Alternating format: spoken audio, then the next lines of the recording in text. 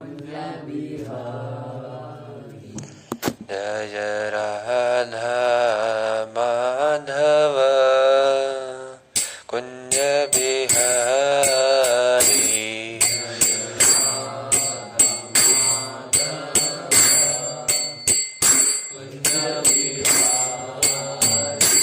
जय गोपी जन वल्लभ गिरवरधारी।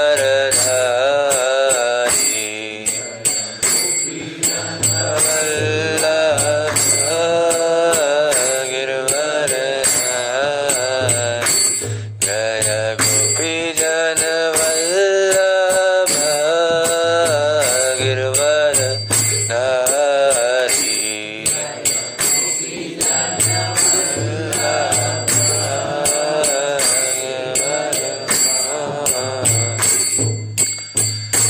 यशोदनन्दन व्रज जनरञ्जन।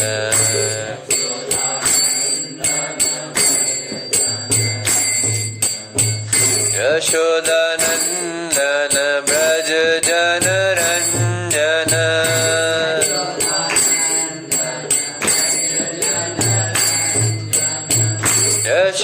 यशोदानन्दन व्रज जनरञ्जन।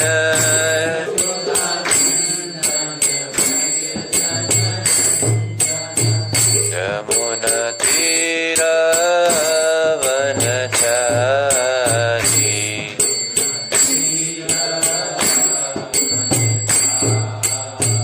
यमुनातीरवनचारी।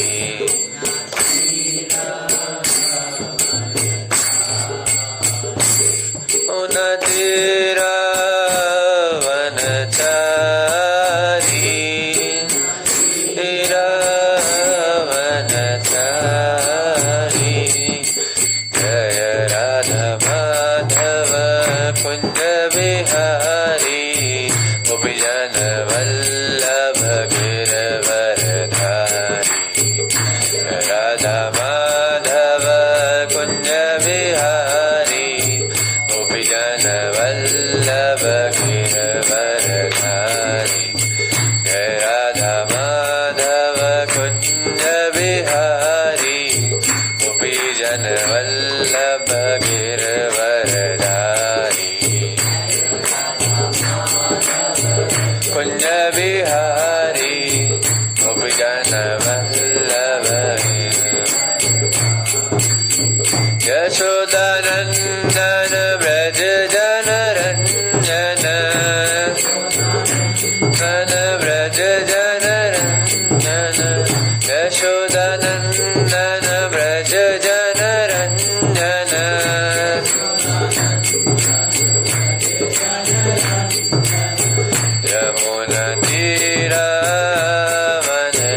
यमुनातीरवनचारी।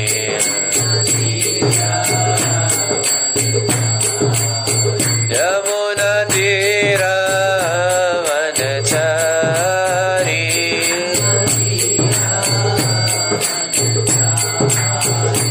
जय Radha Madhav Bihari.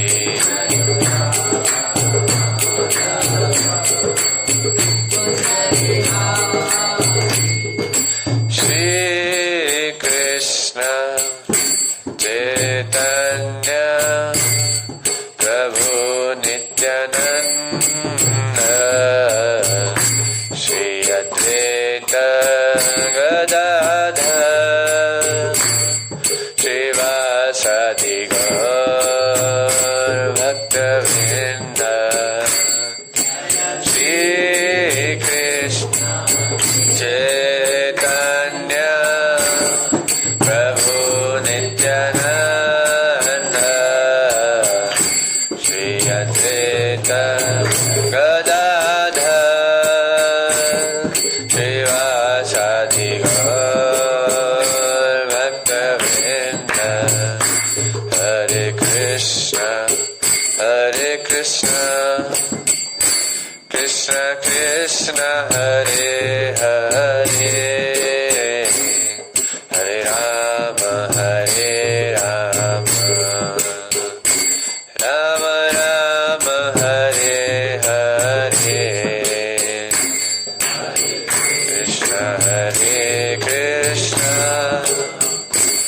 Krishna Krishna Hare Hare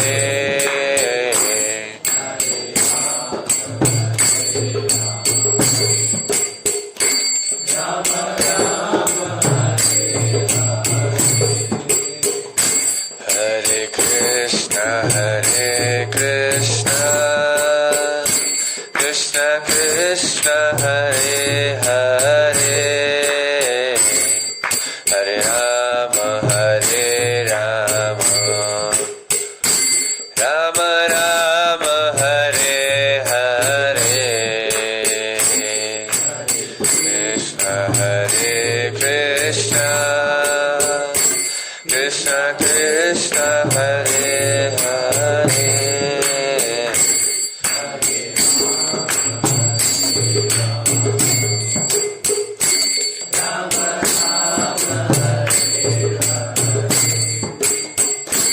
Hare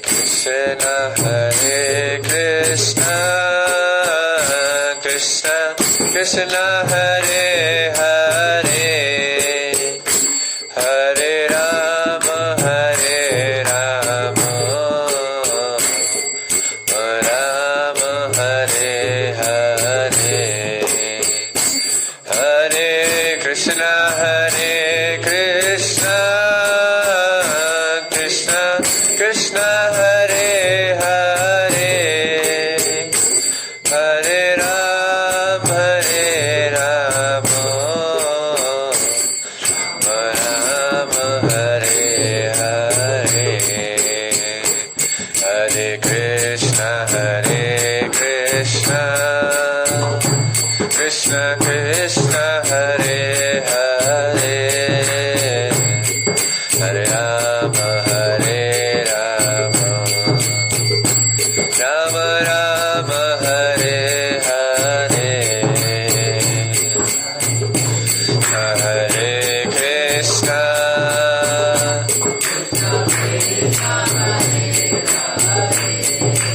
Gaye Rama Hare Rama Rama Rama Hare Hare Hare Krishna Krishna Krishna Hare Hare Hare Rama Rama Rama Rama Hare Hare Krishna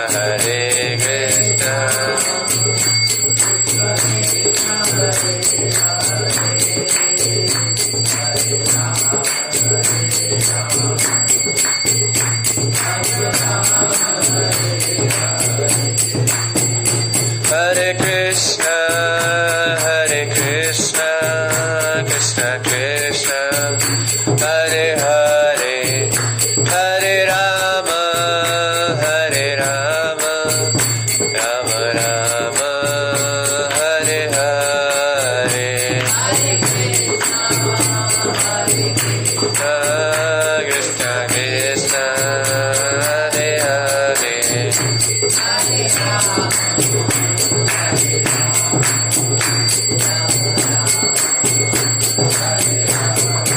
Jaya Jagannath Jaya Baladeva Subhadra Jaya Sudarshana Nath Jaya Baladeva Subhadra Jaya Jai Jagannath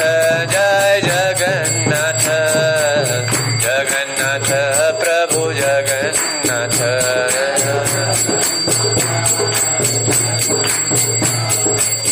Jai Jagannath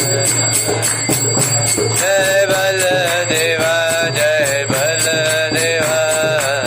Rohini Nandana Baladeva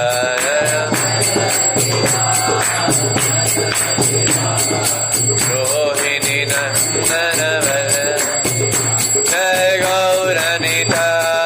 Gauranita Krishna Balaram Jaya Gauranita Jai Gauranita Krishna Balaram Jaya Gauranita Jai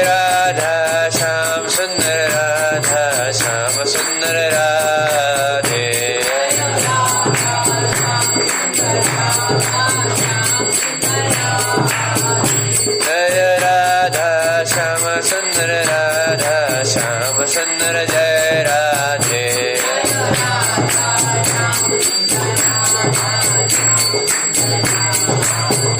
जय जय प्रभुपाद प्रभुपाद प्रभुपाद जय जय प्रभुपाद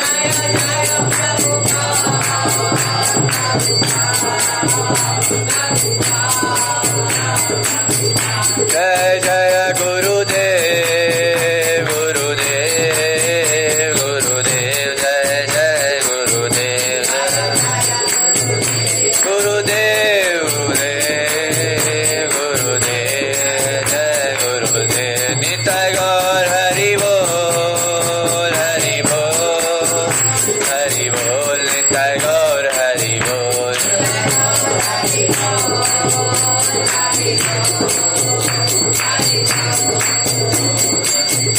निताय गौर हरि बोल हरि बोल हरि बोल निताय गौर हरि बोल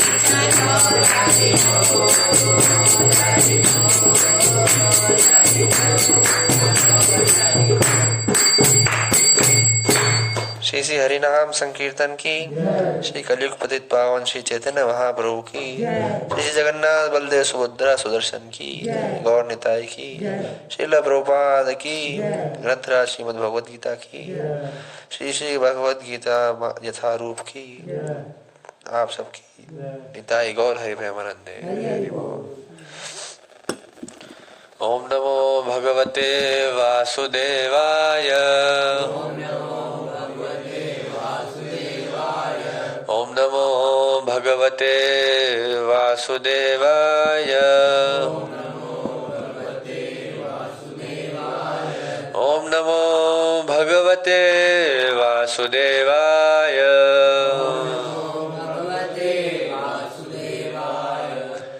ओम अज्ञानतिमिरान्धस्य ज्ञानाञ्जनशलाकया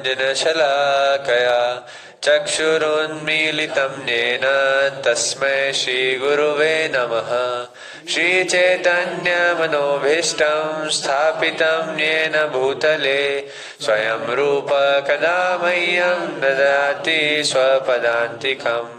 वन्देऽहं श्रीगुरो श्रीयुतापदकमलं श्रीगुरुन् वैष्णवांश्च श्रीरूपं साग्रजातं सहगण रघुनाथान्वितं तं सजीवं साद्वैतं सावधूतं परिजनसहितं कृष्णचैतन्यदेवं श्रीराधा कृष्णपादान् सहगण ललिता श्रीविशाखान्वितांश्च नमो विष्णुपादाय कृष्णपृष्ठाय भूतले श्रीमते भक्तिवेदांत स्वामिन्निति नामिने। नमस्ते सारस्वते देवे गौरवाणी प्रचारिणे निर्विशेष शून्यवादी पाश्चात्य देशतारिणे। हे कृष्ण करुणा सिंधु दीनबंधो जगत्पते गोपेश गोपिका कांत राधा कांत नमोस्तुते। तप्त कांचन गौरांगी राधे वृंदावनेश्वरी वृषभानुसुते देवी प्रणमामि हरिप्रिये।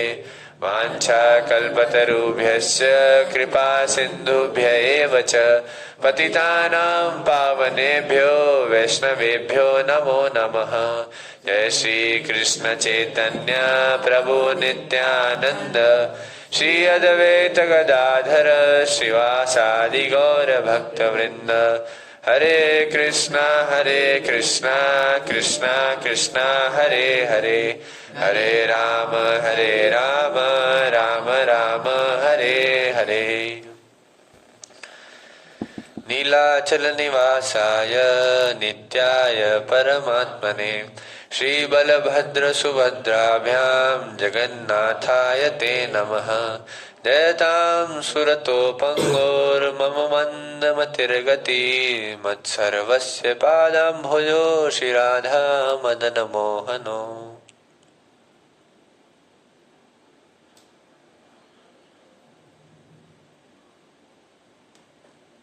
हरे कृष्णा। तो आप सबका स्वागत है रविवार भगवद गीता कक्षा के अंदर। जिसमें हम चर्चा कर चुके थे प्रथम 3 श्लोक।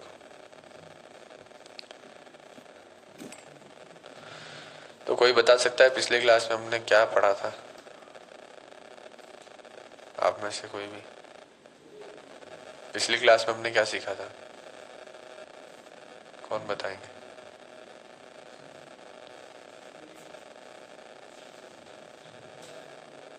बताइए बताइए जल्दी से।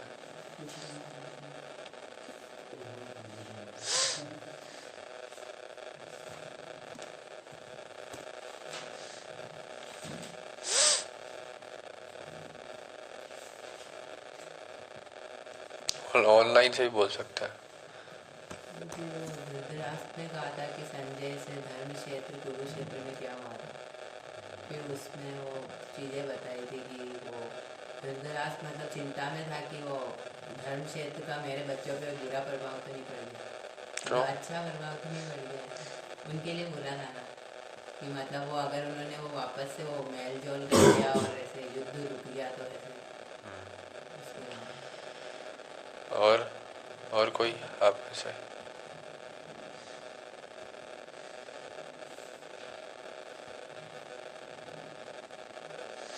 और एक और प्रभु जी वो भी था, मतलब वो द्रोणाचार्य जी के जो शिष्य थे ना वही उनको मारने वाले थे, धृष्ट धुम्न, उनके बारे में आपने स्टोरी बताई थी। तो यज्ञ से प्राप्त हुए थे, तो मतलब वो गुरु के बारे में आपने बताया था कि वो गुरु ऐसे ही होते हैं, मतलब अगर कोई उनका बुरा भी चाहता है तो भी वो उनको ऐसे शिक्षा देते। ठीक है। और आप में से कोई?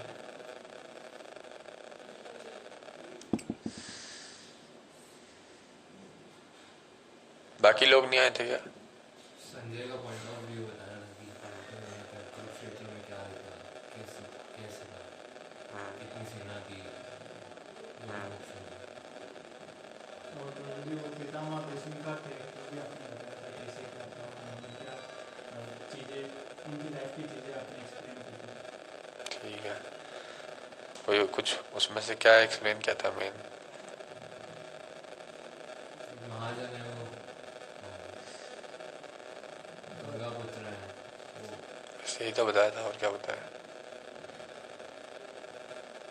ये बताया कि आपने कि भले कोई भी हो, भीष्म खुद हो, पर अगर भगवान की मतलब भगवान के सामने वाली साइड में है तो उनका भी विनाश होना ही है, भले कोई भी हो। ठीक है। और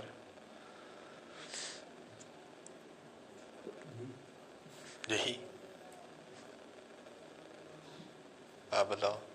ये कि विश्व का मतलब कि होती रहती सब कुछ था, पर वो अधर्म के साथ थे तो उस वजह से।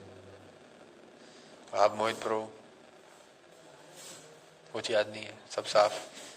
All clear? ठीक है, चलो हम श्लोक पढ़ते हैं। श्लोक नंबर 4। अत्र शूरा महेश्वासा भीमार्जुना समायुधि युधानो विराटश्च द्रुपदश्च महारथः। इस सेना में भीम तथा अर्जुन के समान युद्ध करने वाले अनेक वीर धनुर्धर हैं, यथा महारथी युधान, विराट तथा द्रुपद। तो ये कौन बोल रहा है? हाँ, तो पिछले रिवाइज करके आया करो, 3-4 श्लोक भगवद गीता है सबके पास। ये दुर्योधन बोल रहा है। किसको बोल रहा है? आप मत बोलोगे, और कोई?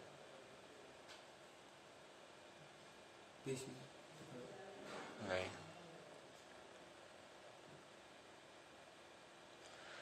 द्रोणाचार्य को। किसके पास गया था वो संबोधन करना है? द्रोणाचार्य के पास। सबसे पहले उसने देखा क्या कि कौरवों की सेना, तो उसका वर्णन करने गया द्रोणाचार्य के पास। इससे पिछले श्लोकों में द्रोणाचार्य के कोई तो बोल रहा था वो कि धृष्टद्युम्न जो बेटा है किसका, द्रुपद का, वो उसने ये सेना जमाई है पूरी, उसके सेनापति वो है। उसके सेना व्यू को देखो आप, सेनापति नहीं है, सेना व्यू को देखो जिसने सेना रचना करी है। सेनापति कौन था पांडवों का? धर्मराज।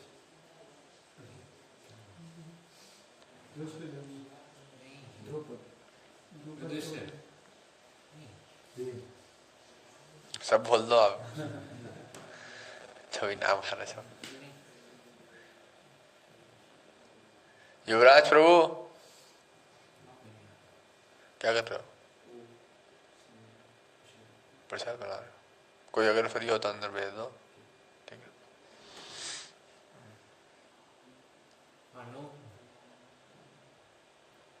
नहीं, कौरवों का तो द्रोणाचार्य है ही ना।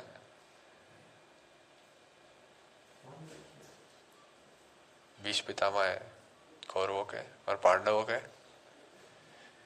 भीम। आपने तो तुक्का मारा था, आपको क्या तथ्य थोड़ी पता है। हमने तो पिछले संडे को क्लियर कर दिया था, आपको कुछ नहीं पता है। युधिष्ठिर राजा था, सेनापति पूछ रहा हूं मैं। तो ये दुर्योधन किसको संबोधन कर रहे हैं? द्रोणाचार्य को दिखा रहे हैं कि वो आर्मी कैसी है। तो अत्र शूरा महेश्वासा, यानी इन शूरवीरों को देखो जो महेश्वासा यानी तीरंदाज है। भीमा अर्जुना समायुधि, देखो महेश्वासा का अर्थ लिखा है महान धनुर्धर। भीमा अर्जुना समायुधि, जो किसके समान है? भीम और अर्जुन के। भीम और अर्जुन को जो दुर्योधन बड़ा क्यों मानता था? क्योंकि क्या हुआ था कि जब राजा शांतनु है ना, इसको लिख लेना, अभी अगली बार पूछूंगा, बहुत हिस्ट्री बता रहा हूं, ठीक है। राजा शांतनु किसके बेटे थे? राजा शांतनु के बेटे कौन थे ये बता दो आप। राजा शांतनु, चलो ठीक है, राजा शांतनु से सुनो आगे। उनकी 2 पत्नियां थी, एक तो कौन? गंगा मैया, और दूसरी मत्स्यगंधा नाम की एक राजकुमारी थी, जो मछली बेचने वाली की बेटी थी। तो पहली जो वो थी गंगा मैया, उनसे उन्होंने वादा किया हुआ था क्या, कि आपके पुत्र होंगे तो मैं होते ही मार दूंगी। किसने बोला था? गंगा माता। इसका भी कहानी है क्या कि जब स्वर्ग में थे वसु लोग तो उनको श्राप मिला था। 8 वसु होते हैं जो ब्रह्मा जी के नीचे होते हैं, तो उनको श्राप मिला था क्या कि तुम को श्राप देते हैं, तुमको एक जन्म कहाँ बिताना पड़ेगा? पृथ्वी लोक पे। और गंगा मैया को भी श्राप मिला था। तो दोनों आए, तो उन्होंने पहले उनसे बात कर ली कि हम इनके पुत्र के रूप में आएंगे तो आप हम सबको तुरंत मार देना पैदा होते, ताकि हमको ज़्यादा लंबा नहीं जीना पड़े। तो जब वो उन्होंने ऐसा किया तो क्या हुआ कि पहला जैसे ही पुत्र हुआ शांतनु राजा का, तो गंगा मैया बोली कि अब तो मैं इसको मार दूंगी, दे दो। तो शांतनु राजा को बहुत दुख हुआ हृदय से। और मान लो आपका पैदा हो पुत्र पहले ही और उसको कोई मार दे, आपकी आंखों के सामने आपकी पत्नी मार दे, तो फिर ऐसे करते करते उन्होंने 7 पुत्र गंगा में बहा दिए। कितने? 7। युवराज प्रभु आप लोग ये हिमांशु प्रभु को बनाने दो, बाकी सब आ जाओ, ठीक है। तो उन्होंने कितने पुत्र मार दिए? 7 पुत्र एक साथ नहीं, एक एक करके। एक साथ तो हो ही नहीं, 7 पुत्र मारे उन्होंने एक एक करके। और वो जिसके मर रहे थे पुत्र, किसके? शांतनु राजा के, उनका हृदय पूरा फटा जा रहा था।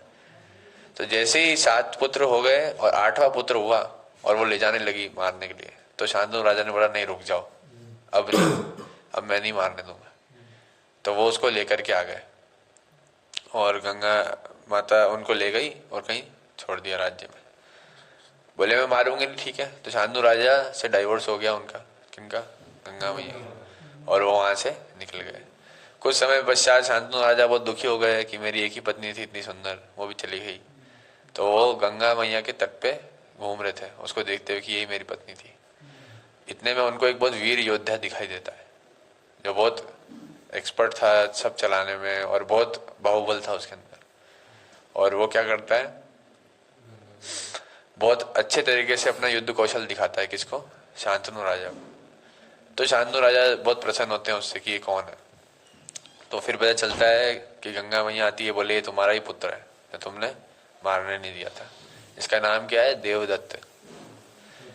वो कहाँ पढ़ाई करके आता है? स्वर्ग के अंदर सब कुछ सीख के आते हैं। क्या नाम है पुत्र का? देवदत्त। देवदत्त जब उनका पुत्र हो जाता है तो राजा बोलते हैं ठीक है, अब मैं इसको मेरा पुत्र अधिकारी बनाऊंगा, और उसको लेके चले जाते हैं। बहुत खुश होते हैं कि मेरा पुत्र है।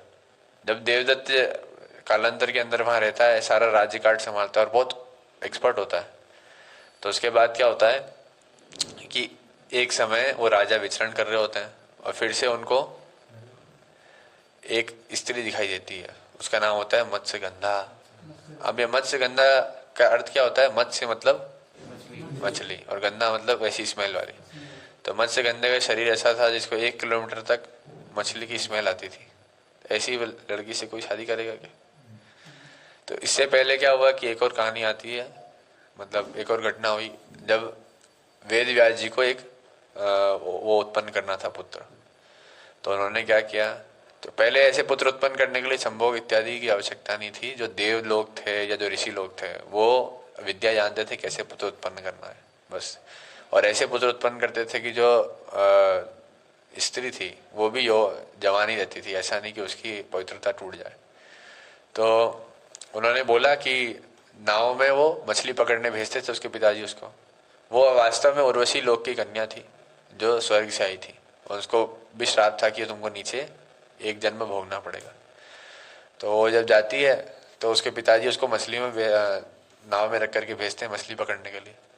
जब वो जाती है पकड़ने के लिए तो देखती क्या वेद व्यास जी देखते हैं कि मुझे पुत्र उत्पन्न करना है और ये अकेले में है और ये मान भी जाएगी, क्योंकि बिना शादी कोई पुत्र उत्पन्न करना नहीं चाहता और वेद व्यास जी को शादी करनी नहीं थी, वो ब्रह्मचारी थे।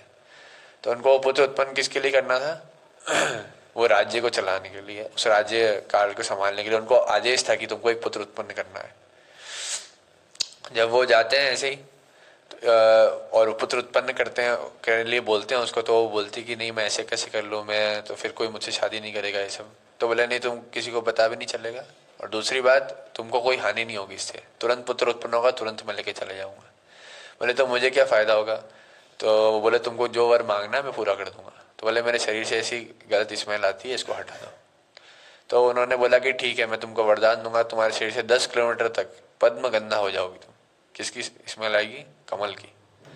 कमल की ऐसी सुगंध निकलेगी तुम्हारे शरीर से, और कब तक? 10 किलोमीटर तक फैलेगी। तो वो पहले तो उसके कोई पास नहीं आता था, हट करके भगा देते थे उसको, लेकिन अब तो सारे वो सोचती कि अब तो सबके सब मेरे पास आएंगे। तो ऐसे वेद व्यास जी पुत्र लेके चले जाते हैं, और उसी स्त्री को कौन देखते हैं? राजा शांतनु। जब शांतनु राजा देखते हैं तो बोलते हैं किसको? उनके पिताजी को कि मैं इनसे विवाह करना चाहता हूँ और ये मेरी रानी बनेगी। और शांतनु जो थे वो पूरे भरतवर्ष के राजा थे।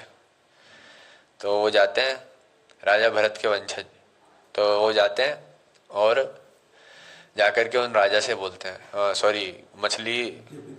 मछली बेचने वाले से बोलते हैं क्या कि मछली के पिताजी नहीं, मछली बेचने पद्मगंधा जी हो गई जो अब मत्स्यगंधा, उनके पिताजी से बोलते हैं कि अब मैं इनसे विवाह करने जाता हूँ। बोले मैं विवाह तो करा दूंगा लेकिन एक शर्त है कि तुम मुझे वादा करो कि तुम मेरी पत्नी मेरी बेटी के पुत्र को ही राजा बनाओगे, क्योंकि तुम्हारे तो और राजा हैं और तुम शादी कर लोगे तो फिर, और तुम्हारा पहले से एक पुत्र है देवदत्त, इसको राजा बना दोगे।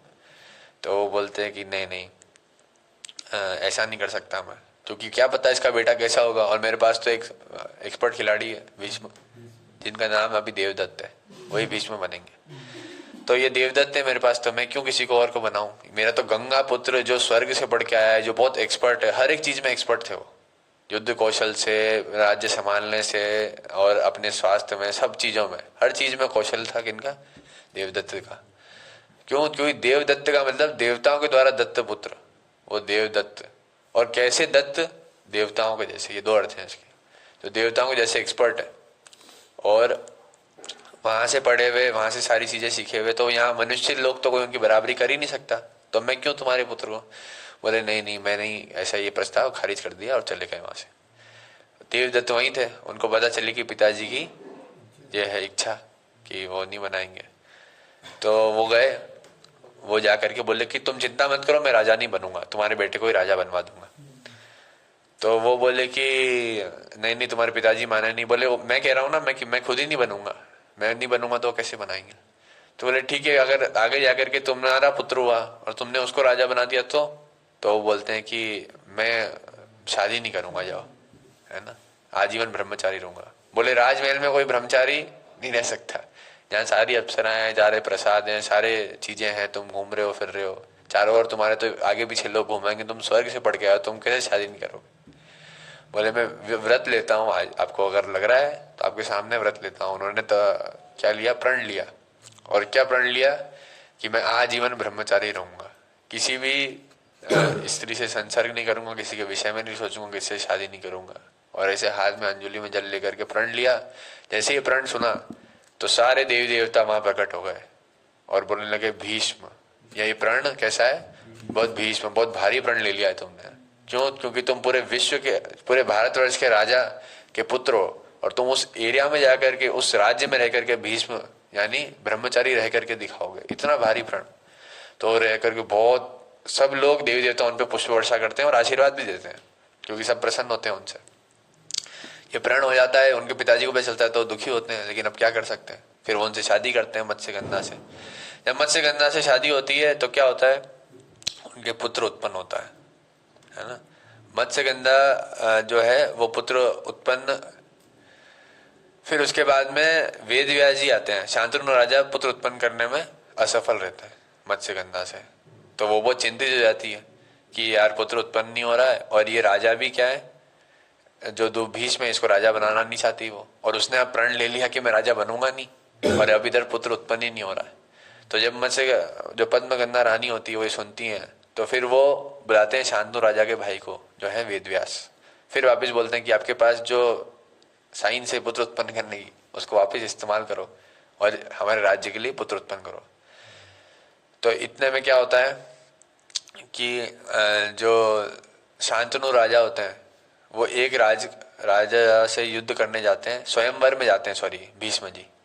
और भीष्म जी उस स्वयंवर में जाकर के क्या देखते हैं कि तीन रानियों का तीन राजकुमारी का स्वयंवर हो रहा है। उन तीनों का नाम होता है अंबिका, अंबालिका और अम्बा। इन तीनों के स्वयंवर में वो क्या देखते हैं? वो भाग लेते हैं। क्यों? क्योंकि किसी ने चुनौती दी होती है, इसलिए। उनकी कोई इच्छा तो होती नहीं है। वो भाग लेकर के सबको हरा देते हैं। और उधर एक वो होती है कि हराने के बाद क्या होगा कि जो इन रानियों को इन सारे राजाओं के बीच में से लेके जाएगा वही शादी कर सकता है। तो तीनों को बैठाते हैं और हजारों हजारों राजा आए होते हैं पूरे विश्व के, उन सबको वो हरा करके अकेले उन तीनों को लेके आ जाते हैं। अब तीनों को लेके आते हैं, बोले मैं तो शादी नहीं करूंगा तुम लोगों से। तो बोलती हैं कि यार ऐसे कैसे शादी नहीं करोगे, मेरे को लेके आ गए और शादी नहीं करोगे। बोले नहीं, हम तो शादी नहीं कर सकते, तुम राजा के उसमें रहना, शांतनु राजा के प्रसाद में, तुम उनकी सेवा में लग जाना। तब दो तो आ जाती हैं, लेकिन एक का क्या होता है, पहले से चक्कर चल रहा होता है। तो जब भीष्म देव ये सुनते हैं कि उसने छोड़ दिया है और इधर से भी कैंसिल हो गया है, तो उसको गुस्सा आता है, तो उनको श्राप दे देती है और वहां से चली जाती है। अब इधर वेद व्यास जी आते हैं और इन दोनों से एक एक पुत्र उत्पन्न करते हैं। एक से होता है धृतराष्ट्र और एक से पांडु महाराज। उन पांडु महाराज और धृतराष्ट्र, अब धृतराष्ट्र क्या होता है कि वेद व्यास जब वहां रहते हैं, कहाँ, जंगल के अंदर, तो बहुत भयानक बन जाते हैं। जटाएं निकली हो तो उनसे पुत्र उत्पन्न करने से दोनों डरती हैं, अम्बा और अम्बालिका। बोले इनसे कैसे पुत्र उत्पन्न करेंगे, बहुत भयानक दिखता है व्यक्ति, तो वो डरती है उनसे। क्यों? क्योंकि वेद व्यास की जटा होती है बहुत लंबी लंबी, और कोई वो नहीं, मतलब ऐसे क्रीम पाउडर तो लगाते नहीं वो लोग, है ना, जो ब्रह्म तेज है वही है बस। तो उनको देख के डर जाती हैं। जब पुत्र उत्पन्न करती है डर के मारे, तो आंखें बंद कर लेती हैं। तो जो उनका पुत्र होता है वो कौन होता है? धृतराष्ट्र, वो उनसे उत्पन्न होता है। हाँ, और दूसरों से पांडु महाराज। फिर वो वहां से चले जाते हैं, बोले पहला तो अंधा हुआ है, दूसरा करो, दूसरा उत्पन्न करके चले जाते हैं। वो पांडु महाराज को फिर क्या बनाते हैं? राजा। वो राजा बन जाते हैं, भीष्म देव संचालन करते हैं, और वो धृतराष्ट्र तो अंधा होता है। वही बचपन से होते हैं, सब एक्सपर्ट है, मतलब व्यास देव के पुत्र हैं, तो शरीर वरीर सब बढ़िया होता है। कालांतर में क्या होता है कि तीनों की दोनों की शादी होती है, पांडु महाराज की और धृतराष्ट्र की। अब धृतराष्ट्र जन्म से अंधा है, तो वो उनकी लड़की देखने जाते हैं दूर, क्योंकि पास में देखेंगे तो सब अंधा है, एक्सेप्ट नहीं करेंगे। तो काला चश्मा लगाते हैं और जाते हैं कहाँ? गंधार प्रदेश, जहाँ पे मतलब अरब की तरफ। वहां जाकर के क्या करते हैं, लड़की वालों से मिल लेते हैं चश्मा लगा के। तो चश्मा क्यों लगा रखा है? बोले धूप बहुत पड़ रही है तो चश्मा लगा रखा है। ठीक है, तो आजकल कभी कभी वो रहता है ना, एक हीरो कौन सी पिक्चर, दाऊद इब्राहिम की कहीं भी फोटो देखोगे ना तो चश्मा लगा के दिखेगा वो। तो ऐसे ही वो भी चश्मा लगा के रखता है। शादी तो हो जाती है और शादी होने के बाद पता चलता है कि हमारे जवाई जी तो अंधे, उनकी हेडलाइट खराब है। तो फिर वो जाके देखते हैं कि यार ये तो बड़ी दुख की बात है। लेकिन जो गंधारी होती है, इससे शादी होती है, वो बहुत पतिव्रता स्त्री होती है। वो क्या करती है, बोले ठीक है अब जो भी हुआ, अब मेरे जो पति हैं वो अगर दृष्टि नहीं है उनकी तो मैं भी संसार को नहीं देखूंगी। वो इतनी सती स्त्री होती है। आजकल की स्त्री क्या करेगी, बोले उसी समय तुरंत भाग यहाँ से, मैं दूसरे से शादी कर लूंगी। और या फिर तेरी आंखें नहीं है तो तेरे को रखूंगी क्योंकि तू राजा है, और बाकी चक्कर कहीं और चलेगा क्योंकि तेरे को दिखता तो है नहीं। लेकिन वो सती स्त्री होती है, बोलती ठीक है मैं भी आंखों पे पट्टी बांध लूंगी। सब बहुत बड़ा त्याग है किसी के लिए, आप देखना ही छोड़ दो, है ना। जबकि पास आपके तो आंखें हैं, उसके पास नहीं है। और दूसरी बात यह कि धृतराष्ट्र तो अंधा है और वो भी अंधी है। धृतराष्ट्र ने जन्म से कुछ नहीं देखा, लेकिन फिर भी ये हमारे अंदर कई जन्मों जन्मों से क्या भरा हुआ है, काम वासना। तो धृतराष्ट्र को पता है कि कैसे पुत्र उत्पन्न करना है, उसको तो किसी ने सिखाया ही नहीं, है ना। ऐसे तो कोई सेक्स एजुकेशन नहीं मिला उसको, लेकिन फिर भी वो पुत्र उत्पन्न करेगा। और कितना है ना, पूरी सेंचुरी मार देगा। कैसे कि जन्मों जन्मों का अभ्यास है, इसका प्रमाण है। हमारे अंदर से पहले से फिटे, कोई सिखाता नहीं है ना। तो निश्चित ही उसका वेग बहुत खतरनाक होगा। उसको रोकना, उसको मना करना, उसको क्या करना, इग्नोर करना बहुत मुश्किल है। इसलिए तो भीष्म पितामह के प्रण पे क्या बोला सबने, भीष्म बहुत भारी प्रण लिया है ना। वो भी ऐसे सारी वस्तुओं के पास में रह के, सब कुछ है आपके पास तो भी आप नहीं भोग रहे हो। तो ऐसा होता है। धृतराष्ट्र उनसे शादी कर लेते हैं और उधर पुत्र उत्पन्न करते हैं। इधर पंडु महाराज की शादी होती है किनसे, कुंती महारानी से, और माद्री दो उनकी पत्नी होती है। और कालांतर में ऐसी घटना होती है कि वो जंगल में जाते हैं और किन्हीं ऋषि मुनि से कुछ अपराध हो जाता है तो उनको श्राप दे देते हैं कि तुम स्त्री संग करते ही मर जाओगे। तो अब वो बहुत, पंडु महाराज जो पूरे राज्य को संभाल रहे होते हैं वो बहुत दक्ष होते हैं और बहुत बहुत कुछ वो अर्जित करते हैं राज्य संभाल करके। लेकिन ऐसे अर्जन करने के बाद भी वो बहुत निराश हो जाते हैं। क्यों, क्योंकि एक ही तो सुख है जीवन में, स्त्री संग का, वो ही नहीं मिला उनको। तो फिर वो बहुत निराश होकर के निकल जाते हैं। कहाँ पे, पूरा राज्य काज छोड़ देते हैं धृतराष्ट्र के हाथ में और वो चले जाते हैं वन में अपनी दोनों पत्नियों के साथ। तो जब वन में जाते हैं तो कुंती महारानी उनको बताती है क्या, कि मेरे पास एक शक्ति है कि मैं बिना उसके मैं देव पुत्र उत्पन्न कर सकती हूँ, देवताओं के वरदान से पुत्र उत्पन्न कर सकती हूँ। तो पंडु महाराज बोलते हैं पहले क्यों नहीं बताया, तो मैं वन में आ गया। तो बोले चलो कोई बात नहीं, अब पुत्र उत्पन्न करो। तो वो जैसे ही पुत्र उत्पन्न करते हैं तो बोले किनका पुत्र चाहिए आप पहले बताओ, देवता चूज करो। तो बोले कि नहीं हुआ, तो बोले पहले से टेस्टेड होके ये विधि, बोले आपकी शादी करने से पहले ही एक हो गया था। बोले अच्छा तो फिर ठीक है। बोले अब आप बुलाओ सबसे पहले धर्मराज को, ताकि हमारा जो राज्य हो वो बहुत सुंदर हो। तो धर्मराज को बुलाते हैं और उनसे पुत्र होता है युधिष्ठिर महाराज। तुरंत, ऐसा नहीं कि 9 महीने रखा फिर उठेगा चलेगा करवट लेगा दांत उगेंगे फिर ऐसा होगा, ऐसा नहीं। तुरंत जैसे गाय का बच्चा होता है ऐसे, तो तुरंत बच्चा हुआ, बोलने भी लगे वो सब बच्चे इतने उस विधि से। फिर दूसरा बोले दूसरा भी चाहिए, किससे, बोले वायुदेव से। वायुदेव कौन है,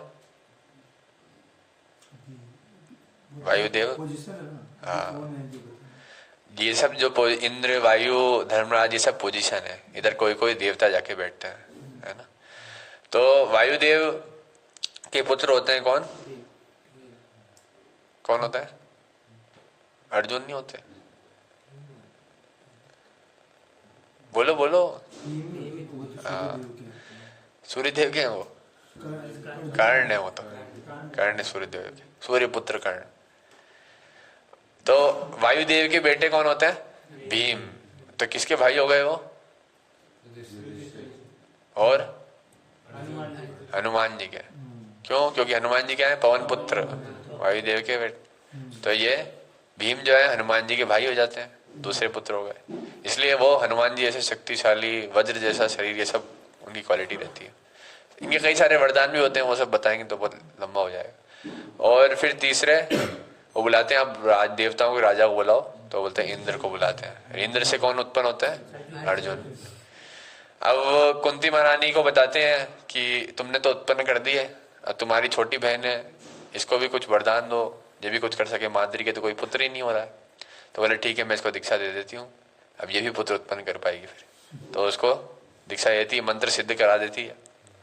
फिर वो बोलते हैं कि ठीक है, माद्री पूछती है अब किनसे पुत्र उत्पन्न करना है। तो बोले अश्विनी कुमार को बुलाओ, जो देवताओं के में डॉक्टर है। देवताओं को जन्म मृत्यु जरा व्याधि में सिर्फ जन्म और मृत्यु होता है, जरा मतलब वो बूढ़े नहीं होते, उनको बीमारी नहीं होती। तो इन डॉक्टरों को कोई काम नहीं होता है कहाँ पे, देवलोक में। इनको सब ऐसे ही मानते हैं बिना काम के। जैसे यहाँ MBBS की डिग्री कर ले तो कितना वो मानेंगे, लेकिन अश्विनी कुमार के बाद ऐसी विधि की सर काट के वापस जोड़ सकते हैं, लेकिन उनकी कोई वैल्यू नहीं है कहाँ स्वर्ग में, क्योंकि कोई बीमारी नहीं पड़ता है। तो वो बोलते हैं कि ठीक है, इनसे पुत्र उत्पन्न करो। तो दोनों अश्विनी कुमार ऐसा है, एक बॉडी है उस पर 2 सिर है, तो उनके 2 पुत्र उत्पन्न होते हैं एक ही वीर्य से, है ना, जुड़वा, नकुल और सहदेव। अब इतने 5 पुत्र उत्पन्न हो जाते हैं इधर, और इधर धृतराष्ट्र बहुत खुश होता है कि मेरे भाई के तो सारे पुत्र होंगे नहीं, अब मेरे पुत्र राजा बनेंगे, जो मेरी इतने सालों से इच्छा थी अब वो पूरी होगी। और इधर वो राजा बनाने के लिए गांधारी से पुत्र उत्पन्न करते हैं। जैसे ही पुत्र उत्पन्न होने लगते हैं, जैसे ही वो राजा निकलता है वहां से, कहाँ, जंगल की ओर, पुत्र उत्पन्न करने के लिए बैठते हैं। पुत्र उत्पन्न हो जाता है, दूसरा तीसरा चौथा महीना चल रहा होता है, 5वां महीना, 6वां महीना, 7वां महीना, और 7वें महीने में क्या खबर आती है, उनके पुत्र तो हो गए। बोले हो गए, एकदम से कैसे हो गए? तो बोले अभी तो टाइम लगता है। बोले उनको तो श्राप मिला था। बोले नहीं नहीं, श्राप नहीं, वो तो हो गए। तो धृतराष्ट्र जब सुनता है ऐसा तो उसको बहुत तेज क्रोध आता है कि मैंने इतने समय से वेट किया बचपन से कि मेरे को राजा बनना था, आज मेरे पास अपॉर्चुनिटी आई कि मेरे पुत्र बनते हैं, लेकिन फिर क्या हुआ, फिर उन्होंने कुछ ना कुछ गोबर कर दिया। तो वो जाकर के बोलते हैं, अपनी पत्नी को सुनाते हैं, तू किसी काम के नहीं, पुत्र उत्पन्न नहीं कर पाई है वो। तो उनको बहुत क्रोध आता है। उस क्रोध में वो अपना गर्भपात कर लेती है खुद ही। और वेद व्यास जी को जब पता चलता है तो तुरंत आते हैं, वो बोलते हैं कि ऐसे नहीं होगा। फिर वो उस गर्भ को निकालते हैं और उसको 100 टुकड़ों में बांटते हैं, और घी के घड़ों में भर के मंत्रोच्चारण विधि से 100 पुत्र उत्पन्न करते हैं। कौन? वेद व्यास जी। उन 100 पुत्रों का नाम कौरव हो जाता है, और इधर पांडवों के 5 पुत्र हो जाते हैं। इस बीच में जब पुत्र बड़े हो रहे होते हैं तो वो जंगल में होते हैं महाराज, तो उनके चारों ओर काफी ऋषि मुनि होते हैं जो उनको बहुत आशीर्वाद देते हैं बच्चों को, और बहुत स्वस्थ बना देते हैं। उस समय क्या होता है कि एक बार माद्री जी से आकर्षित होकर के पंडु महाराज उनका संग कर लेते हैं, और जैसे ही संग होता है तुरंत उनकी मृत्यु हो जाती है। अब दोनों माताएं बहुत दुखी होती हैं, गांधारी और माद्री, कि हमारे पुत्र तो मर गया, पति मर गए। पति मरने पे वो बोलती किनको कि अब इनका क्या करें बच्चे का। इनके साथ सबसे पहले सती कौन होगा, लड़ाई इसकी होती है कि अब इनके साथ सती मैं होंगी। बोले दोनों तो हो नहीं सकती क्योंकि बच्चे फिर रह जाएंगे। तो बोले नहीं, मैं सती होंगी। कौन बोलती? माद्री देवी। तो अंत में वो बोलती कि क्योंकि मेरे से आकर्षित होकर वो हुए तो मैं सती होंगी, तुम इन बच्चों का ध्यान रहे करना, और तुम मेरे से एक्सपर्ट भी हो तो तुम इनका अच्छे से देखभाल भी कर पाओगी। तो पहले सती प्रथा ऐसी है क्या कि वो अपनी इच्छा से अपनी पति के प्रति लॉयल है, और वो उनसे इतना प्रेम करती है इसलिए वो सती हो रही है। ऐसा नहीं कि जबरदस्ती कोई बिठा रहा है खींच खींच के। जब ऋषि मुनि सुनते हैं सब हुआ तो सारी प्रक्रिया तो करा देते हैं, लेकिन बोलते हैं कि अब इनको आप राजकुमारों को जंगलों में मत रखो, इनको कहाँ लेके जाओ, इनके राज्य में वापस लेके जाओ। तो गांधारी ले जाती है। तो पीछे पीछे ऋषि मुनि भी निकलते हैं, बोले कि इनके साथ कुछ गलत हो गया तो एक्सेप्ट नहीं किया तो, और जो वो सोचते हैं वही होता है। जैसे ही वो गेट पे पहुंचते हैं तो धृतराष्ट्र उनको एक्सेप्ट नहीं करता है, अंदर नहीं आने देता है राज्य महल में, बोले इनको बाहर ही रखो। तो गांधारी बहुत दुखी होती है कि मेरे साथ पति भी नहीं है, और जो हमारे वो है जेठ जी वो ऐसे हरकतें कर रहे हैं। तो वो बहुत परेशान होती है। वो जाकर के किसको बोलती है? जो ऋषि आ रहे होते हैं उनको। तो ऋषि बोलते हैं कि हम अभी तुरंत श्राप दे देंगे वरना गेट खोलो आप। तो धृतराष्ट्र सबको भेजता है, खोलो तुरंत, नहीं तो अभी हम खत्म हो जाएंगे।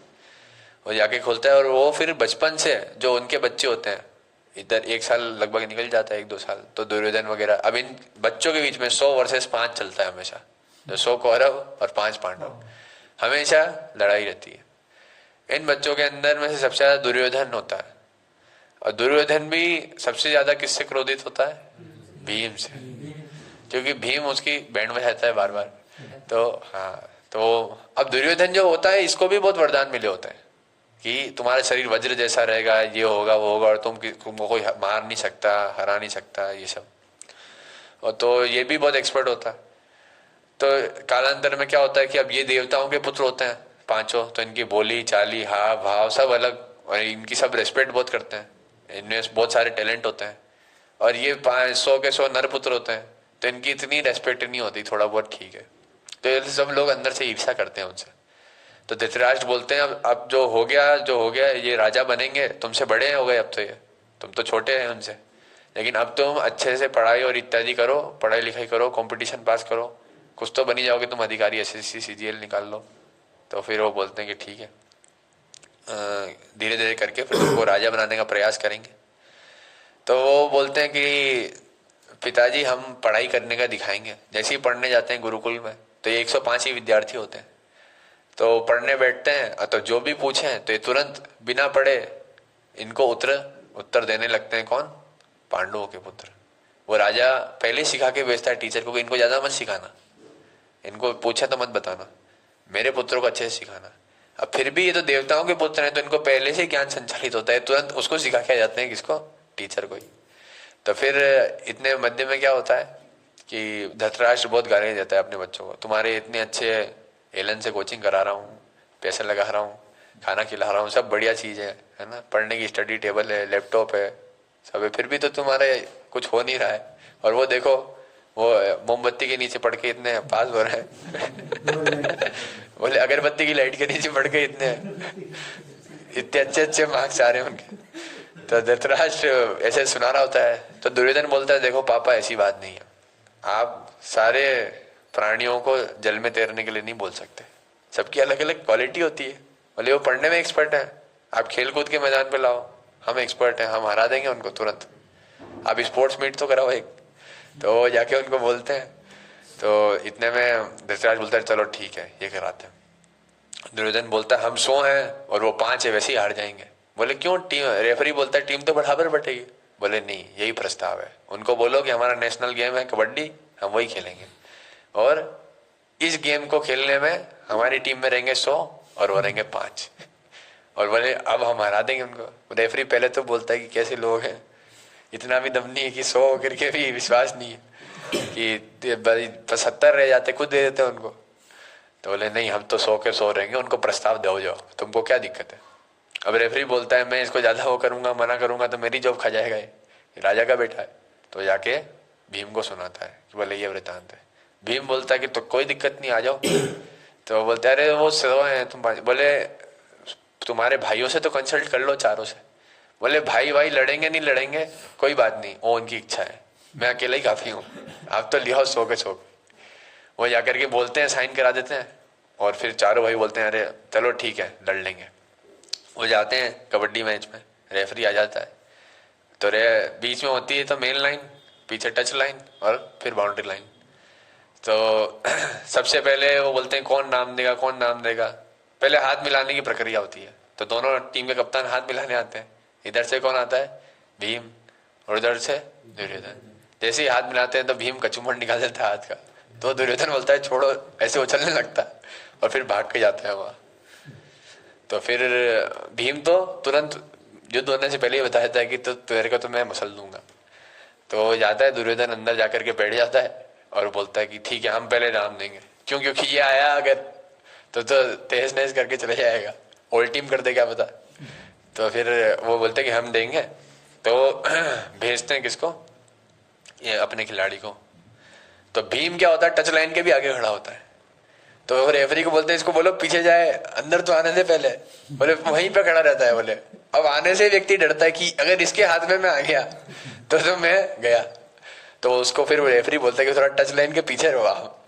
फिर वो जाते हैं अंदर, अंदर जाकर के जैसे ही वो पकड़ते हैं तो भीम जैसे पैंतरे दिखाता है तो खड़ा रहता है, वो डरता नहीं है। जैसे वो लोग टांग मारते हैं तो पीछे जाता है, ऐसे घूमता है चक्कर, उसमें चक्कर नहीं घूमता है, उसमें भीम खड़ा रहता है। जैसे ही टांग दिखाता है ऐसे पकड़ के फेंक देते हैं बाहर तुरंत। तो वो लोग डर जाते हैं, बोलते हैं तो हो गया आउट। अब बोले अब कौन आएगा? बोले अब मैं आऊंगा, भीम बोलता है। जैसे ही अंदर जाता है तो 10 के 100 के 100 उसको पकड़ लेते हैं, और वो बोल रहा होता है आसानी से, 10 हाथ पे, 10 इस हाथ पे, पैर पे 40 ऐसे हो गए, फिर पीठ पे, कमर पे, गले पे, सब जगह पकड़ लेते। और भीम सबको उठा के ले आता है एक साथ। क्यों? क्योंकि उसमें उस समय 100 हाथियों का बल रहता है। कितना? 100 हाथियों का बल। वो उठा के ले आता है और सबको एक साथ हरा देता है। जब धृतराष्ट्र को बात चलती है कि तुम तो ना तो कोचिंग में ना स्पोर्ट्स में, हर जगह फेल हो गए। तो उनको बोलता किसी काम के नहीं है तुम, तो अब क्या करो, इस भीम को मार देते हैं। तो वो मारने का प्रयास करते हैं और भीम को क्या देते हैं, जहर दे देते हैं। नाव में तैराने ले जाते हैं, वहां विष दे करके उसको पत्थर से बांध के नीचे डाल देते हैं। वो नदी से बहता बहता, गंगा वहीं ही होती है, तो बहता बहता कहाँ जाते हैं, नागलोक में पहुंच जाते हैं नीचे। नागलोक में देखते हैं कि ये व्यक्ति कौन आया है, वहां से एक उनको रेस्क्यू करके ले आते हैं और वहां उनकी आंखें खुलती हैं, सब होता है। तो वो उनको आंखें खोलने के लिए एक बूंद उनके वहां पे एक जड़ी बूटी होती है उसकी पिलाते हैं। तो भीम तो क्या होता है, बहुत भूख लगी होती है उसको, तो बोलता है लियाओ, बोले एक ही पीना, बस ज्यादा पी लिया तो दिक्कत आ जाएगी। तो वो बोलता है आपके तो घर में जितनी भी है ना सब ले आओ, मैं खत्म कर दूंगा। तो बोले बेहोश हो जाओगे आप पी के। आपने देखा एक शहद आता है पहाड़ वाला, नेपाल में उगता है, वो होता है, उसकी 1 2 3 बूंदी ले सकते हो, उससे ज्यादा आपने ले लिया तो आप बेहोश हो जाओगे। उसमें नशा होता है बहुत भयंकर। तो वो पहाड़ी से वो दवाई के यूज किया जाता है, उसको पैसे चढ़ के तोड़ते हैं, मतलब पहाड़ पे लटक लटक के रस्सियों से। बहुत महंगा होता है वो, 4000 रुपये किलो ऐसे कुछ मिलता है वो। तो वो बोलता है कि ऐसे ही कुछ पदार्थ होता है, वो लेके आते हैं और वो पूरा पूरा बकेट पी जाता है भीम। और यहाँ पे उसको 10,000 हाथी का बल आता है। पहले 100 था, अब इधर 100 और आ जाता है, तो मल्टीप्लाई होता है 100 × 100 10,000। और वो इतना पावरफुल हो जाता है और फिर वापस जाता है कहाँ, इसके बीच में भी बहुत घटनाएं होती हैं। वहां से एक शादी भी करता है वो, फिर जाता है कहाँ, वापस ऊपर। और दुर्योधन का दिमाग हो जाता है खराब, बोले ना तो ये मर रहा है, ना हार रहा है, ना कुछ हो रहा है। लेकिन दुर्योधन को वो मार नहीं पाता, क्यों, क्योंकि दुर्योधन को वरदान होता है वज्र का। तो बचपन से ही उनके बीच में लड़ाई रहती है। अर्जुन तीरंदाजी में श्रेष्ठ होता है, वो द्रोण का प्रिय शिष्य होता है, उसको कोई हरा नहीं पाता, है ना। अकेला अर्जुन इनकी पूरी सेना को हरा देता है, ये युद्ध होने से पहले ही, है ना। उसमें एकलव्य भी होता है, एकलव्य भी कुछ नहीं कर पाता, और तब तो वो सारी चीजें कर रहा था, ऐसे चलाता ना तीर। बोलते हैं एकलव्य बहुत वो वीर था, ये था वो था। अर्जुन उसको ऐसे ही मसल देता है। अर्जुन एकलव्य को तो कुछ समझता ही नहीं है, अभी इतना वो हो गया उसका, क्योंकि द्रोण ने अंगूठा मांगा तो दे दिया ये वो। वास्तव में एकलव्य जो शिष्य था वो यूट्यूब वाला था, वो यूट्यूब से अपने गुरुजी से सुनता था, लेकिन दीक्षा नहीं देता था। वो वहीं से कर लूंगा सब, बोले कौन जाएगा क्लास में, मेरे को पता है 16 माला करनी है, इधर जाना है, ये करना है, उधर से कर लूंगा। क्योंकि अंदर जाएगा तो उसको अलाउड नहीं था, उसकी मंशा ठीक नहीं थी। क्या मंशा थी, कि मैं सबसे पहले इस अर्जुन को हराऊंगा, मैं सबसे सर्वश्रेष्ठ बनना चाहता हूँ। इस मंशा को देख के द्रोणाचार्य ने उसको एंटर ही नहीं लिया, बोले तुम बाहर ही रहो। उसमें वो जाति का कोई रोल नहीं था। जाति का अगर रोल होता तो बहुत सारे ऐसे लोग, खुद द्रोणाचार्य क्षत्रिय नहीं थे जाति से। तो कर्ण की बात अलग है, अभी एकलव्य की बात चल रही है, सब ऐसे धीरे धीरे आएगा।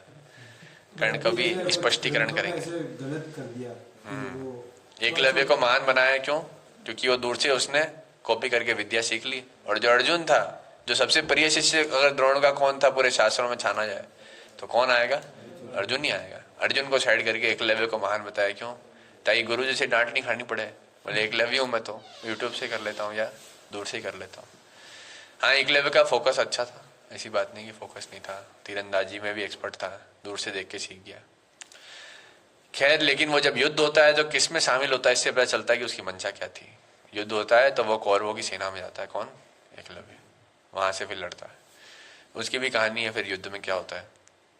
उसके बाद तो अर्जुन श्रेष्ठ शिष्य था, और जब आगे जाकर के उन लोगों को वनवास में भेज दिया गया चौपट के बाद, तो 10-12 साल तक तो कैसा वास था, वनवास, और 1 साल तक अज्ञातवास। अज्ञातवास में उसको छुप के रहना था। तो वो जो ये राजा विराट लिखा है, इन विराट के राज्य में जाता है और ये 5 भाई कुछ बन जाते हैं वहाँ। भीम हलवाई बन जाता है, जो युधिष्ठिर महाराज होते हैं वो उनके मंत्री बन जाते हैं, जो अर्जुन होते हैं वो किन्नर बन जाता है, और डांस सिखाता है किसको, उनकी बेटी उत्तरा को, विराट की बेटी उत्तरा को। जो नकुल सहदेव होते हैं वो भी कुछ बन जाते हैं, मुझे याद नहीं आ रहा है। घोड़ों का कुछ, हाँ, घोड़ सवार का, हाँ, तो वो बन जाते हैं। तो क्या होता है कि भीम जब हलवाई बनता है तो वो ऐसा खाना बनाता है, ऐसा बनाता है कि सब लोग उंगलियां चाट चले जाते हैं। सिर्फ खाने में एक्सपर्ट नहीं होता भीम, ऐसे बोला जाता है कि जो खाना जानता है वही बनाना जानता है, जो खाना जानता ही नहीं उसको बनाना ही नहीं आता है। किसके साथ क्या खाना चाहिए, कैसे खाना चाहिए तो उसका टेस्ट आएगा, वो जानता है। वो सब में मिक्स करके खा सकता है ऐसे जैसे खाना है किसके साथ। अभी तो लोगों को देते हैं पाव भाजी, तो पाव छुआ छुआ के खाते हैं, कैसे खाना है उनको आता ही नहीं है, ऐसे लेकर के अंदर खाना होता है, बोलते हैं ये बस ऐसे खा खुआ के। भाजी आप देखोगे ना, कई लोग रोटी छू छू के ही खाते हैं बस, उनको सब्जी लेना ही नहीं आता है, बोलना पड़ता है कि 1 कटोरी सब्जी खाओ कम से कम, क्योंकि कई लोगों को आजकल खाना ही नहीं आता है। तो फिर वो सब चीज़ें देखते हैं ना, पिज़्ज़ा बर्गर, इन सब में तो सब मिक्स आता है पहले से, कुछ लेना तो है नहीं, मुंह में डालना है बस, तो उनको खाना नहीं आता है। लेकिन हमारी विधि है कि हमको हाथ से इस्तेमाल करके कैसे खाया जाता है, हमको ही पता है। हम चाट के, चूस के, चबा के, और कैसे होता है, 4 विधि होती है खाने की। हाँ, चाट के, चूस के, चबा के और पी के, इन 4 तरीके से खाया जाता है। चाटने में क्या आता है, आइसक्रीम है ना, या गोटा, जमाल गोटा नहीं, आइसक्रीम का गोटा, और कुल्फी, ये सब है ना। और क्या चाट के खाते हैं, श्रीखंड और फिर चबा के तो हम खाते ही हैं, चूस के आम, ये सब है ना, इतने सारे फल हैं, गन्ना, और फिर पी के तो सारे रस, जो भी दाल, तो ये 4 प्रकार की विधि से खाया जाता है। लेकिन आप देखोगे बाहर के देशों में तो सिर्फ एक ही विधि है, क्या, चबा के, जो भी है चबा के, ज़्यादा से ज़्यादा सूप हो जाएगा, वो भी क्योंकि जापान और वो सब थोड़े वैदिक है। बाकी ज़्यादा जाओगे तो वो सूखा सूखा खाना ही खाते हैं ज़्यादातर लोग, उनके पास कुछ है नहीं, ब्रेड और ये सब है ना, चीज़ वगैरह में।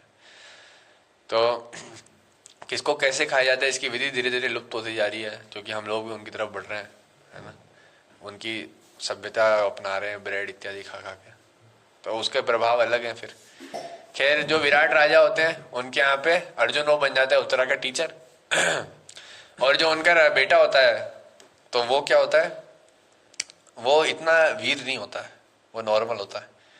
तो एक बार क्या होता है कि युद्ध होता है और पूरी की पूरी कौरव सेना आ जाती है सामने से विराट राजा को हराने। क्यों, क्योंकि दुर्योधन का डाउट हो जाता है कि अर्जुन वहीं रह रहा है, तो सारी सेना को लेकर के आ जाते हैं अकस्मात। तो इधर विराट का पुत्र होता है कि चलो मैं चलता हूँ साथ में, कौन है देख लूंगा, कोई होंगे ऐसे ही लल्लू पंजू, मैं पप्पू, मेरे को कौन हराएगा। तो हो जाते हैं, तो निकलते हैं सीधे, रथ चलाते हुए, रथ हाँकते हुए आगे जाते हैं। और अर्जुन बोलता है कि ठीक है, मैं सारथी के रूप में चलता हूँ, मेरे को रथ चलाना आता है। तो वो बोलते तू तो किन्नर, तेरे को क्या आता है। तो वो बोलते हैं नहीं मेरे को आता है। लेकिन तो घोड़ा चलाता है, चलो ठीक है चलो, लेके चले जाते हैं, बोले मैं अकेला ही आऊँगा। तो वो जैसे ही जाता है वहाँ जा करके देखता है कि इतनी बड़ी आर्मी कुरुक्षेत्र की, और उसमें भीष्म पितामह आगे खड़े हुए हैं, उसकी सिट्टी पिट्टी घूम जाती है, वो कपड़े खराब हो जाते हैं उसके। तो फिर वो बोलता है कि अरे भाई मैं क्या करूँगा, मैं नहीं लड़ पाऊंगा, माफ करो मेरे को। तो अर्जुन बोलता है अरे लड़ो लड़ो, क्या हुआ, तुम्हारे सामने वीर सेना खड़ी है, जो क्षत्रिय युद्ध से पलायन कर जाता है वो क्षत्रिय नहीं, कायर है, तुम क्षत्रिय नहीं हो इस हिसाब से। बोले नहीं मैं क्षत्रिय हूँ, लेकिन बहुत बड़ी सेना है, दिमाग से काम लो। बोले तो दिमाग कहाँ गया था घर पे। फिर बोल रहे थे तो विराट राजा, पूरी सेना होती है इसके पास, फिर भी डर जाता है इतनी वीर सेना को देख। ये तीर चलाता है, सारे तीर कैंसिल हो जाते हैं वहां से। तो बोले क्या करे क्या करे, बेहोश हो जाता है। अर्जुन उसको साइड में रखता है और पेड़ के पीछे से अपने तीर निकाल के लेके आता है, गांडी और सारी चीजें वो निकाल के युद्ध करता है। तो फिर वो पूरी आर्मी चकित हो जाती है, बोले ऐसे तीर तो एक ही व्यक्ति चला सकता है, अर्जुन। फिर वो एक तीर चलाता है जिससे सारे के सारे लोग बेहोश हो जाते हैं, और वो उस तीर से सबके कपड़े खोल के ले जाता है अर्जुन। अब वो सबके कपड़े नहीं तो क्या युद्ध करेंगे। जैसे ही वो नींद खुलती है तो सब अपने कपड़े बटोरने लगते हैं, भीष्म और द्रोण को छोड़ देता है, बाकी सबके अब सब नंगे होके भागते हैं घर की ओर। इसमें कर्ण भी होता है, एकलव्य भी होता है, दुर्योधन भी होता है, सब होता है। वो एक ही तीर से हरा देता है सबको। ये युद्ध में उसको किसी से डर नहीं लगता, वो तो सिर्फ भगवान कृष्ण से ये बोलता है कि मेरे संबंधी इनको क्या मारूं, मारना होता तो वही मार देता। तो अर्जुन में कोई सामर्थ्य की कमी नहीं थी, एक्सपर्ट सामर्थ्य था, और उतना उसके इतना एक्सपर्ट तो कोई था ही नहीं पूरे युद्ध क्षेत्र में। भीष्म में बस एक ऐसे थे, 4 ऐसे महारथी बताए गए जो उसकी टक्कर के थे। क्या, भीष्म, द्रोण, कर्ण और कृपाचार्य। ये कृपाचार्य या दुर्योधन, ऐसे 4 ये बोले गए कि हाँ ये टक्कर के थे। कृपाचार्य अब आपको बताएंगे बाद में। उनकी जो बहन थी उससे किनका विवाह हुआ था, द्रोणाचार्य का, कृपी।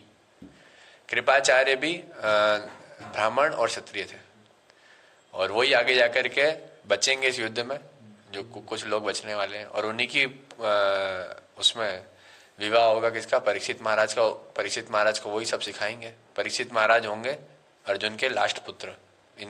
इस पूरे वंश में से एक परीक्षित महाराज बचेंगे, कौरव वंश में से। उनको कृपाचार्य जी फिर सिखाएंगे आगे जाके। वो तो वर्णन तो सुखदेव जी का आता है ना ऐसे। क्या सुखदेव महाराज होते हैं वो परीक्षित महाराज को तो तारते हैं, तब वो महाराज होते हैं। अभी परीक्षित बच्चा है, इसको सब राज्य पाठ सब सिखाएंगे कृपाचार्य जी। ठीक है, तो विराट युद्ध में ऐसे अर्जुन ले आता है। तो दुर्योधन को पता होता है कि ये जो दोनों है ना, भीम और अर्जुन, इनके पार नहीं पाया जा सकता, बहुत भारी है। ऐसे आता है महाभारत में वर्णन कि 4 ही सबसे खतरनाक लोग थे, जो सबसे बेकार लोग थे कौरवों की सेना में। एक तो दुर्योधन, एक शकुनी, एक कर्ण और एक दुशासन। ये 4 सबसे निम्न श्रेणी के लोग थे। उसमें ईर्ष्या करते थे, इसलिए उसको निम्न श्रेणी बताया। ये चारों में ईर्ष्या थी, किसको लेके, पांडवों के प्रति।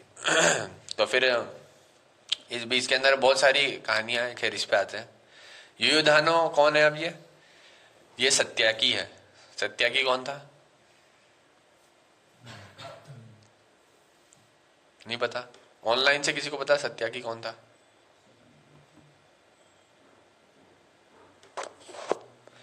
सत्याकी थे नारायणी सेना के सेनापति। ठीक है, तो जब दुर्योधन होता है तो वो सारे राजाओं को बुला रहा होता है कि आप हमारी टीम में शामिल हो जाओ। और अर्जुन भी निकला होता है इसी कार्य के लिए। तो घूमते घूमते वो जाते हैं कहाँ, यादवों के पास। और यादवपति भगवान श्री कृष्ण वहाँ होते हैं।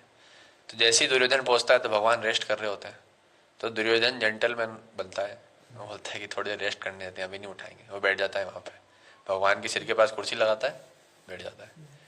इतनी देर में कौन आता है, अर्जुन। वो टेम्पू से आ रहा होता है, उसके बाद राज्य होता नहीं। तो वहाँ बोलता है भैया 10 रुपये हो गए। फिर वो उतरता है, अंदर जाता है और भगवान को देखता है, भगवान विश्राम कर रहे हैं। तो धीरे धीरे से भगवान के पैर दबाने लगता है, ऐसे कि भगवान की नींद आए। ऐसे नहीं कि इतना तेज कि भगवान उठ जाए, उठो। प्रेम से बहुत, भगवान को बहुत प्रेम है किससे, अर्जुन से। और अर्जुन को उससे ज्यादा प्रेम है भगवान से, वो इतना संबंध है उनका। तो भगवान के पैर दबाता है और धीरे धीरे आधा घंटा निकलता है। दुर्योधन देखता है कि ये वन में रह करके इसकी क्या बुद्धि खराब हो गई है, वास्तव में ही अब ये नपुंसक बन गया। किन्नर तो बना ही था ये, तो अब ये देखो पैर दबा रहा है। एक क्षत्रिय किसी के पैर दबाता है क्या, इसमें इतना भी वो नहीं है। तो दुर्योधन में अहंकार होता है, तो वो जानता नहीं कि ये क्या संबंध है भक्त भगवान का। तो वो उस दृष्टि से देख रहा होता है कि हम तो क्षत्रिय हैं, हम किसी के पैरों में पड़ेंगे क्या, ये इतना भी इसके अंदर पुरुषत्व नहीं है। लेकिन वो किसके पैर दबा रहा होता है, अखिल ब्रह्मांड नायक भगवान के, जिनके चरणों तो छोड़ो, उनके अंश के अंश में सृष्टि चल रही है। उसमें दुर्योधन छोड़ता है कि हम इनके पैर क्यों दबाएं। हिरण्य महाअवतार में देखा ना, हिरण्यकशिपु सोचता है मैं कौन हूँ, वो बहुत बड़ा हो जाता है। फिर देखता है तो कौन, विष्णु जी के हाथ में भी दिखाई नहीं देता है वो। तो इसी प्रकार दुर्योधन सोच रहा होता है। अब भगवान 30 मिनट जाते हैं, भगवान उठते हैं और सीधा व्यक्ति उठेगा तो किसको देखेगा, जो पैरों के सामने है। बोलते अर्जुन तुम कब आए? तो दुर्योधन बोला हट, मैं पहले आया हूँ, उसको क्यों देख रहे हो? तो बोलते हैं अच्छा तुम भी आए हो क्या? भगवान बोलते हैं बैठो बैठो। तो भगवान समझ जाते हैं। तो वो बोलता है कि दुर्योधन की हम आपके सामने प्रस्ताव रखने आए हैं कि हमारी तरफ से युद्ध हो रहा है महाभारत, इसमें कौन कौन लड़ेगा क्या, तो आप किसकी साइड आओगे? तो आप मेरी साइड आ जाओ, मैं आपको आमंत्रित करता हूँ। तो भगवान उसको बोलते हैं कि मैंने तो पहले अर्जुन को देखा है, तो मैं पहले इससे पूछूंगा। तो बोले आया तो मैं था पहले। बोले जो भी हो, मैंने पहले उसको देखा है, मैं उसको संबोधित किया था, तो मैं उससे पूछूंगा। तो बोलते अर्जुन तुम्हारे पास में 2 प्रस्ताव है, तुम दोनों हो तो मेरे को बंटना तो पड़ेगा। तो एक तरफ मेरी नारायणी सेना और एक तरफ मैं, तो तुम किसको लेना चाहोगे, है ना? तो अर्जुन बोलता है कि मैं तो ये बिजनेस करने नहीं आया था आपके पास, मैं तो सिर्फ आपको चाहता हूँ, आपको लेके आया था। बोले लेकिन मैं युद्ध नहीं करूंगा, ये मेरी शर्त है कि मैं तीर कमान कुछ नहीं चलाऊंगा, तलवार, मैं बैठा रहूंगा बस। क्या बोलोगे कि बैठे बैठे क्या करोगे भगवान? बोले मैं तुम्हारा ड्राइवर बन जाऊंगा। तो बोलते ठीक है तैयार। बोले मेरे को ड्राइवर की जरूरत भी थी और आप एक्सपर्ट भी हो, पहले आपने रुक्मणी मैया को ही भगाया था, तो मेरी गाड़ी भी चला देना। तो वो ले जाते हैं चलाने के लिए। बोलते लेकिन अर्जुन ये नारायणी सेना तेरे पास पहले ही सेना कम है, तुम ऐसा क्यों कर रहे हो? भगवान उसको ऑप्शन देते हैं रोक रोक करके। अर्जुन बोलता है मेरे को मतलब ही नहीं है, मेरे पास आप हो। प्रहलाद महाराज बोलते हैं ना क्या, जो तुमको पा लिया है तो अब बाकी कुछ नहीं, उस मूवी के अंदर बोलते हो। तो ऐसे ही वो भगवान को बोलता है भगवान बस आप मेरी टीम में आ जाओ, बाकी सब तो मैं निपटा दूंगा। युद्ध करने के लिए नहीं चाहिए आप, बोले बस आप टीम में रहो, एंटरटेनमेंट होता रहेगा तो आप आ जाओ।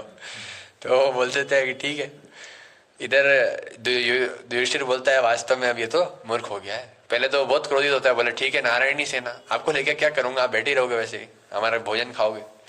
तो वो चले जाता है और बहुत खुश होता है। तो अर्जुन को बोलते हैं भगवान कि तुमने ऐसा क्यों किया, बेचारे नारायणी सेना ले लेते, वो सब हो जाता। तो बोलते हैं भगवान की हमारे पास में युद्ध कौशल की कमी नहीं है ना, कि हम इनसे डरे ये सब करें, लेकिन हमारे पास में अगर आप नहीं हो तो हमारा सारा बल निर्बल है। अगर आप ही नहीं हो हमारे साथ तो हम कुछ ही लायक ही नहीं है। जब भगवान परायण कर जाते हैं तो अर्जुन जाता है देखने कि भगवान कहाँ है। तो भगवान तो परायण कर गए, अब उनकी इतनी सारी रानियां हैं 16,108, उनको बचाने के लिए बोलता है मैं बचा के लेके आऊंगा। बहुत रोता है जब बचा के रथ में लेके आ रहा होता है। तो जो भी वहाँ के गोप वर्ग होता है या जो उद्दंड वर्ग होता है वो डंडे से पीट देता है अर्जुन को, उस अर्जुन को जिसने इतने सारे लोगों को हराया था, और पीट करके उन सारी रानियों को चुरा के ले जाते हैं। अर्जुन कुछ भी नहीं कर पाता। अर्जुन बोलता है कि मेरा सारा बल किससे था, कृष्ण से, वो नहीं है अब मैं निर्बल हूँ। तो भक्त का सारा बल किससे आता है, भगवान से। वो ये नहीं चाहता कि मैं दुनिया में श्रेष्ठ बनूं। श्रेष्ठ कौन बनाते हैं, भगवान। वो क्या नहीं बनना चाहता, श्रेष्ठ की मेरी बॉडी ऐसी हो, मैं बोलूं तो लोग डर जाएं, सब हिल जाए, सबका हृदय कांप जाए। मुझे भगवान चाहिए, और भगवान मेरे हैं तो वो सब देख लेंगे आगे किसको कपाना है, किसको क्या करना है। तो भगवान को लेके आ जाता है। और सबसे बड़ी विक्ट्री यही है हमारे जीवन में, क्या कि हम कितने भी ऑपुलेंस हो हमारे पास, हम कलेक्टर भी बन जाए, लेकिन अगर हमारे जीवन में भगवान नहीं है हमारा जीवन निरर्थक है। कितना भी पैसा है हमारे पास, मृत्यु के बाद फिर से ABCD से चालू करना पड़ेगा, और वो भी तब जब मनुष्य जीवन मिला तो। बाकी पशु योनि में गए तो फिर वही कलेक्टर साहब का कुत्ता बनोगे, है ना, वही भोगना पड़ेगा। पद से तो आसक्ति जाएगी नहीं, लेकिन कर्म ऐसे किए हैं कि कुत्ते की योनि में जाना पड़ेगा, तो वहीं आप पुलिस का कुत्ता बन जाओगे, फिर वहीं रहोगे। राज्य अधिकारी वो भी तो होता है ना, गवर्नमेंट सर्वेंट, तो गवर्नमेंट सर्वेंट वो भी रहेगा। तो हमको आसक्त किससे होना है, भगवान से। इस आसक्ति के साथ नहीं मरना कि हम गवर्नमेंट सर्वेंट बन जाएं या इतने बड़े अधिकारी बन जाएं या मैं इतना वीर बन जाऊं। हम किसके लिए करते हैं, भगवान की सेवा के लिए। हनुमान जी वीर हैं, योद्धा हैं, किसके लिए क्रोध करते हैं, भगवान के लिए। बाकी क्या करते हैं, राम नाम ले रहे हैं, किसी के सामने नहीं आ रहे हैं, तो अभी भी नहीं सामने किसी के, क्यों, क्योंकि प्रभु की सेवा जहाँ है वहां रहेंगे। बाकी अगर हमारे पास थोड़ा बल आ जाए तो हम क्या करेंगे, बिना शर्ट के घूमेंगे बाहर। बोले देखा है बॉडी शेविंग करते हैं ना लोग, क्यों बना रहे हैं बॉडी में, कई लोगों से पूछता हूँ, बोले आपको ना तो युद्ध करना है, ना आपको ट्रांसपोर्ट में काम करना है, ना आपको कोई ऐसे कट्टे उठाने, दूध बेचना है, कुछ को करना है तो बताओ, खेत जोतना हो। बोले कुछ नहीं, बस अच्छा लगता है देखने में, ऐसे लड़कियां इंप्रेस होती हैं और थोड़ा बल्कि लगता है। तो और उनसे हम जब नचवाते हैं तो वो सबसे पहले डाउन पड़ जाते हैं, वो थक करके बैठ जाते हैं पहले के शुरू के 10 मिनट में ही। और जो भक्त रहते हैं वो 1-1 घंटे तक नाचते हैं, उनको कुछ नहीं होता। क्यों, क्योंकि भक्तों का बल किससे आता है, भगवान से। और ये जो बल है ये तो किसी काम का नहीं है, निर्बल है ये। जब मोहम्मद अली पूरे विश्व का चैंपियन था, वो बताता था, वो जब चढ़ता था ना रिंग में, उसको कितने $1 मिलियन मिलते थे एक मैच के। वो असली रिंग होता है, WWE तो घटिया है, वो रियल मैच होता है ना। वो रियल मैच में चढ़ता था और जैसे वो चलाता था तो पूरी दुनिया चिल्लाती थी कि उसका डायलॉग था, आई एम द ग्रेट, है ना, आई एम द ग्रेटेस्ट, ऐसे करके पूरे रिंग में आवाज आने लगती थी। और वो एक मौका, मतलब कई फाइट तो ऐसी जो 30 सेकंड में खत्म कर दी उसने। उसको कितने $1 मिलियन मिलते थे उसको। हमारे एक भक्त उनके अच्छे मित्र थे, उनको बताता है कि मैं पहले तो योगी नहीं था, लेकिन मैं अपने हर मैच के 3 महीने पहले संभोग बंद कर देता था, अपनी पत्नी का संग नहीं करता था 3 महीने पहले ही। बोले मैं साधु नहीं था, लेकिन मेरे को बनना पड़ता था, किसके लिए, इसके लिए, क्योंकि मुझे पता था अगर मैंने नाच किया तो मेरा खेल खत्म हो जाएगा। हर मैच के 3 महीने पहले वो ये सब बंद कर दिया था। तो ज्यादातर तो जीवन उसने ऐसे ही निकाला। अब जीवन के अंत में क्या हुआ कि उसको एक डिजीज हो गई, पार्किंसन, और उस डिजीज के कारण वो हाथ ऐसे कॉफी का मग भी नहीं उठा सकता व्यक्ति, वो बार बार उठाएगा, बार बार गिर जाएगा हाथ, बार बार उठाएगा, बार बार। तो ओलंपिक में बुलाया उसको मशाल जलाने के लिए, तो उसकी अलग से पतली मशाल दी कि आप इसको जलाओ। कौन? मोहम्मद अली, जो आई एम द ग्रेटेस्ट था, अब मशाल भी नहीं उठा सकता। वो बोलता है कि मैंने रियलाइज किया कि पूरे जीवन में कितना भी आपके पास कुछ भी है, लेकिन अंत समय में सब जीरो हो जाता है। वो इसलिए है क्योंकि ऊपर से चल रहा है। अगर बटन ऑफ, सब काम खत्म।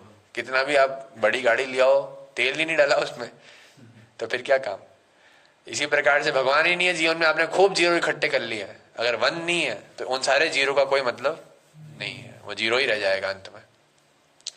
तो इस प्रकार से अर्जुन भगवान को लेके आते हैं, और भगवान का जो ड्राइवर होता है, सॉरी, भगवान के सेनापति होते हैं नारायणी सेना की, सत्या की, वो बोलते हैं यार मैं नहीं जाऊंगा इसके हाथ में, बोले नारायणी सेना को भेजो लेकिन मेरे को अपने पास रख लो।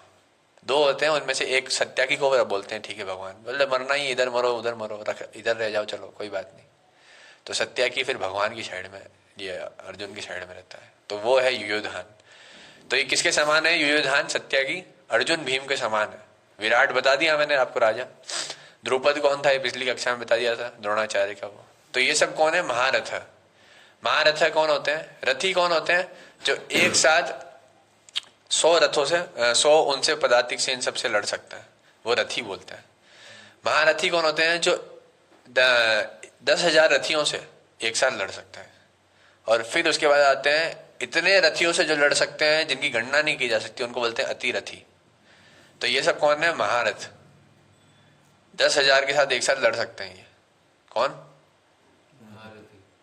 कौन कौन है? देखो नाम, युयोधन यानी सत्याकी, विराट, द्रुपद, ये सब महारथी हैं। उस द्रुपद को अर्जुन ऐसे ही पकड़ के ले आया था, वो अभी उन्हीं की टीम में है। तो इस सेना में भीम तथा अर्जुन के समान युद्ध करने वाले अनेक वीर धनुर्धर यथा महारथी युयोधन, विराट तथा द्रुपद है। यद्यपि युद्ध कला में द्रोणाचार्य की महान शक्ति के समक्ष धृष्टद्युम्न महत्वपूर्ण बाधक नहीं था, किंतु ऐसे अनेक योद्धा थे जिनसे भय था। दुर्योधन इन्हें विजय पथ में अत्यंत बाधक बताता है, क्योंकि इनमें से प्रत्येक योद्धा भीम तथा अर्जुन के समान दुर्जय था। उसे भीम तथा अर्जुन के बल का ज्ञान था, इसलिए वह अन्यों की तुलना इन दोनों से करता है। दुर्जय मतलब इसको हराना बहुत मुश्किल है। अब आगे और नाम आएंगे, पीछे पीछे आप उच्चारण करेंगे। दृष्टकेतुश्च चेकितान, काशीराजश्च वीर्यवान्, पुरोजित कुंती भोजश्च, शैब्यश्च नरपुंगवः। इसके साथ ही धृष्टकेतु, चेकितान, काशीराज, पुरोजित, कुंती भोज तथा शैब्य जैसे महान शक्तिशाली योद्धा भी हैं। अब इनकी कहानी कभी और सुनाएंगे आपको, ठीक है। ये सब अलग अलग आज हैं, ये सारे राज्य इनके नाम से, मतलब नाम बदल गया उनका। चेकितान भी है, आप सर्च करना उसका, तो बहुत मिला जुला नाम है। युधामन्युश्च विक्रांत,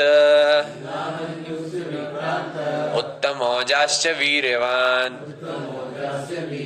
सौभद्रो द्रौपदेयाश्च, सर्व एव महारथा। ये सब महारथियों की लिस्ट बोलता दी उसने। कौन कौन? पराक्रमी युद्धामन्यु, अत्यंत शक्तिशाली उत्तमौजा, सुभद्रा का पुत्र कौन है? अभिमन्यु, है ना, तथा द्रौपदी के पुत्र, ये सभी महारथी उपस्थित हैं, है ना। द्रौपदी के पुत्र, कितने पुत्र थे द्रौपदी के? 6 पुत्र थे। नहीं प्रभु, उत्तरा से विवाह नहीं किया था। उत्तरा को तो अपने बेटे के लिए रखा था। 6 एक पहले कहाँ था? पहले कर्ण द्रौपदी का पुत्र नहीं था प्रभु जी, वो कुंती का पुत्र था। द्रौपदी किनकी पत्नी है? 5 पांडव की, और 5 पांडव से एक पुत्र था। तो उत्तरा मतलब उत्तरा को प्रस्ताव दिया था किसने? विराट राजा ने, कि मेरी बेटी से विवाह कर लो। अर्जुन को प्रस्ताव दिया था, और उनकी बेटी थी उत्तरा। तो अर्जुन ने बोला ये तो मेरी शिष्या है, ये मेरी बेटी के समान, इससे विवाह नहीं कर सकता मैं। तो अर्जुन ने बोला मेरा जो बेटा है ना, वो इससे विवाह करेगा। अर्जुन का बेटा अभिमन्यु, उनसे विवाह। सबसे पहले पेंटिंग उत्तरा महारानी ने बनाई हाँ हाँ। फिर उत्तरा जो थी वो विवाह करती है अभिमन्यु से, और उनको बेटा होता है परीक्षित, जिसकी आगे भगवान रक्षा करेंगे, वही बचेगा। वो उनके घर में इसलिए बच जाएगा, बाकी द्रौपदी के 5 पुत्रों को तो मार दिया जाएगा। अभिमन्यु की मृत्यु हो गई थी ना महाभारत में, हाँ तो उससे पहले ही हो गई थी। जिससे महाभारत से पहले ही हो गई थी। नहीं क्या, वो पुत्र की बोल रहे हैं। अच्छा अभिमन्यु की शादी, हाँ पहले हो गई थी, पहले ही शादी हो गई थी, शादी भी हो गई थी, बच्चा भी हो गया था, पेट में था उत्तरा के।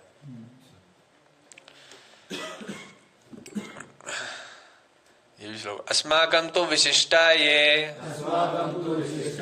तान्नि बोधजिजोत्तमा नायका मम सैन्यस्य संज्ञार्थम तान् ब्रवीमि ते। किंतु हे ब्राह्मण श्रेष्ठ, आपकी सूचना के लिए मैं अपनी सेना के उन नायकों के विषय में बताना चाहूंगा जो मेरी सेना को संचालित करने में विशेष रूप से निपुण है। ये कौन बोल रहा है? फिर भूल जाते हो यार, कलयुग की बुद्धि बहुत कमजोर है। दुर्योधन बता रहा है किसको? द्रोणाचार्य को। और ये वृतांत कौन सुना रहा है? संजय। किसको? धृतराष्ट्र को। तो अब पहले तो बताता है कि इतने बड़े बड़े महारथी हैं, तो दुर्योधन भी उनसे डरा होता है अंदर से, लेकिन फिर बताता कि ताकि मेरी सेना न डर जाए कि बोले मैं उन्हीं का गुणगान कर रहा हूँ, तो बोले मेरे सेना में बहुत महारथी हैं, उनका वर्णन मैं करूंगा। अब ये वर्णन अपन नेक्स्ट क्लास से देखेंगे, ठीक है? इतनी खुशी बोले हो गई क्लास, चलो बस। अगर वो मत्स्यगंधा का मतलब उनका क्या हुआ था? उनके कोई पुत्र नहीं हुआ था ना? हाँ, मत्स्यगंधा कोई पुत्र नहीं था। तो क्या हुआ कि जो अपने राजा थे ना, नहीं क्या बोल रहा था मैं, जो संजय थे, संजय से जब धृतराष्ट्र ने पूछा कि मेरा पुत्र कौन है, धृतराष्ट्र ने पूछा,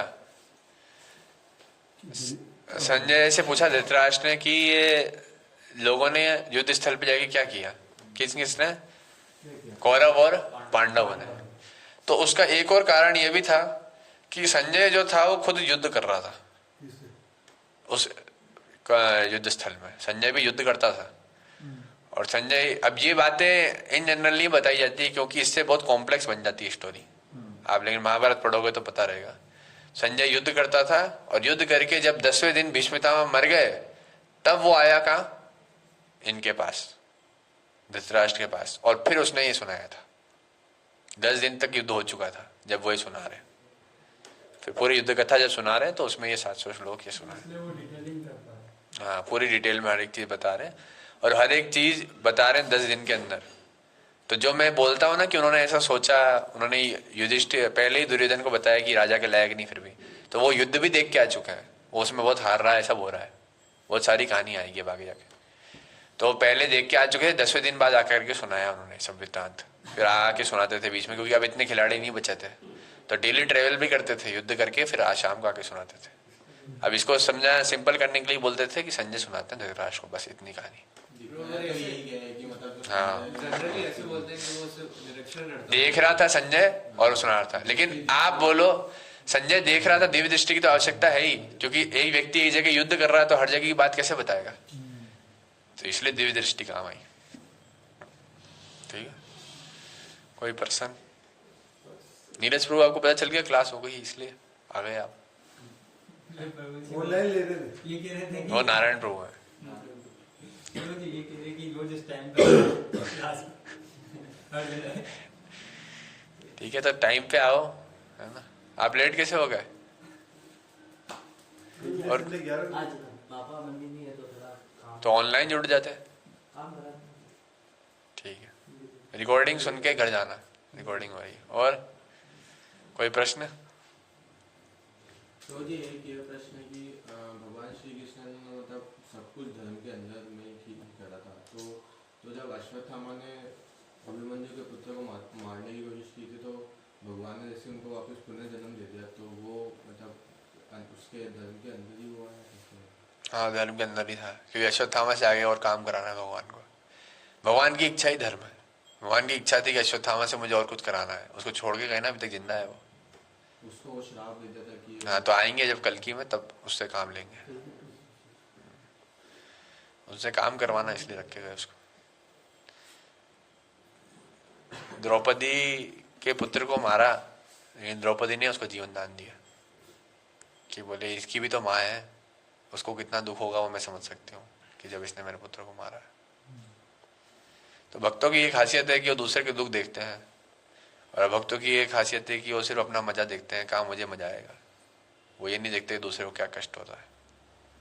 जमीन आसमान का अंतर होता है। दिखते एक जैसे ही हैं, सैन्य स्थल में दिखे दोनों, लेकिन अर्जुन की ये मानसिकता थी कि इन कैसे मैं भलाई करूं, इसलिए वो गीता पूछी गई। यही दुर्योधन होता तो वो तो मारने के लिए तैयार था।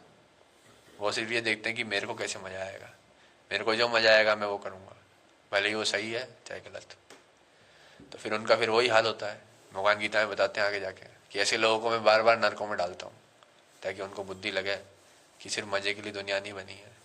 सारे नियम जब हम तोड़ते हैं, चारों नियम, तो फिर भगवान देखते हैं कि ठीक है इनको तोड़ना ही है तो अच्छे से तोड़ाएंगे।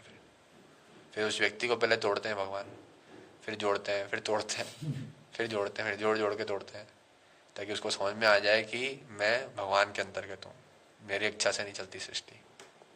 हमें अहंकार है ना कि मैं मेरी इच्छा से मजे लूँगा, फिर भगवान मजे लेते हैं हमारे। तुमको समझाते हैं कि कौन मजे लेने लायक है। हम भोग लगा के नहीं खाते तो भगवान साफ साफ बोलते हैं क्या कि जो भोग लगा के नहीं खाता है वो पाप खाता है, स्पष्ट बोलते हैं। बोलते हैं ठीक है मत खाओ, मैं अपने हिसाब से समझाऊंगा। तो एक व्यक्ति नरक में चला गया तो भगवान का स्मरण वहां जाके हुआ तो फिर उसी समय तर जाएगा वहां से। भगवान को पुकार रहा है वहां जाकर के कि भगवान की भक्ति नहीं करी मैं इस, हालांकि उसको पता था कि भक्ति करनी चाहिए, उसने कभी नाम नहीं लिया, ये सब नहीं किया, उधर से भी तर जाएगा। अगर भगवान को उस समय भी प्रार्थना कर लेता है, नाम लेता है, वहां से तर जाएगा।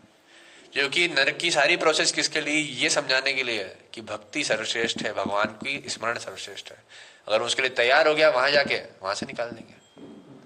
नर किसी और किसी कारण के लिए नहीं है। उसको मार मार के समझाया जाता है क्या कि जीवन में लक्ष्य भगवान की प्राप्ति श्रेष्ठ है। ये पैसा, पूजा, लाभ, प्रतिष्ठा, स्त्री, ये सब तो समय के साथ निकल जाएगा। तो ये चेतना उधर, ये जो सेम जो चेतना होती है उधर भी होती है, सब जो इधर किया जाए, जो उधर सब चेतना और सब याद दिला दिला के पीटा जाएगा। बोले ये इसके लिए, ये इसके लिए मारते हैं ना वो। बोले ये हाथ तेने बहुत कांड किया था उसके लिए, तेरे रात वाले कांड के लिए घुसा, ऐसे समझाते हैं उसको। प्रभु जी इसलिए मतलब स्टार्टिंग में जब हम भगवान को ऐसे समझने लगते हैं तो जब हमारे अंदर पहले से वो है तो माया का वेग उस टाइम पे ज्यादा क्यों है? क्योंकि हमने भगवान की तरफ पीठ कर रखी है। भगवान के साथ में तो हैं और भगवान बुला रहे हैं तो हम सुन नहीं रहे। हमने भगवान की तरफ पीठ कर रखी है। हमारे मुंह किसकी तरफ है? माया की तरफ। भगवान बोलते हैं वो तो मेरी ही है, बोले नहीं वो ज्यादा अच्छी है। बोलते हैं ठीक है तो फिर मरो जाके, फिर बेचते हैं उसको। भगवान आपकी सृष्टि तो आपसे भी सुंदर है ना। किसी लड़की को देखते हैं तो ऐसा विचार आता है, तो भगवान बोलते हैं तो भोग के देखो एक बार क्या होता है, लेट्स ट्राई। पहले जस्ट डू इट, बाद में भुगतो इट। व्यक्ति वीर बहाता है किसके लिए? बोले बहुत मजा आएगा, बहुत मजा आएगा। फिर जो कष्ट आते हैं उससे फिर रोता है पकड़ करके, बोले बहुत दर्द हो रहा है। रियलिटी बता रहा हूं मैं आपको। यही व्यक्ति उसको हम समझाते थे कि मत करो ये गलत कार्य, उसने नहीं माना। वो उसको पूरा शरीर दुखता है, आज पूरा शरीर दर्द करता है। मास्टरबेशन कोई छोटी मोटी बीमारी नहीं है, ना तो कुछ उठा सकता है ना उसको बार बार बुखार आता है, बार बार चलता फिरता है, ज्यादा वर्कलोड ही नहीं कराया जा सकता उसे। अब कितने अमीर है, पैसा सब है, लेकिन सब डुल हो गया, अब कोई काम का नहीं है। लोग जैसे चार नियम हमारे स्वास्थ्य के लिए भी हैं।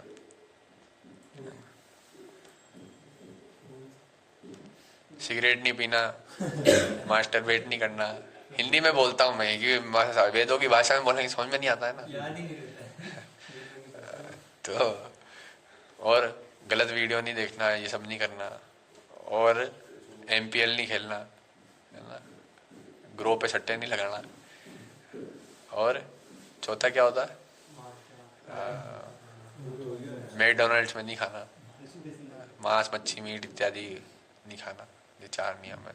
बिना भोग लगाए नहीं खाना, सीधी भाषा में बोले। प्रभु जैसे भोग हम लगाते हैं तो उसमें ज़्यादा खास नहीं बना पाते तो उसका कुछ मन में ऐसे रहना चाहिए कि मैं ज़्यादा खास नहीं। भगवान से प्रार्थना करो, भगवान मेरे से नहीं बन पाया इतना अच्छा, आप मुझे बुद्धि दो। भगवान बोलते हैं मैं उसको बुद्धि देता हूँ जो मेरे लिए प्रेम से कार्य करता है। आप देखना धीरे धीरे करके आपसे बहुत टेस्टी प्रसाद बनेगा।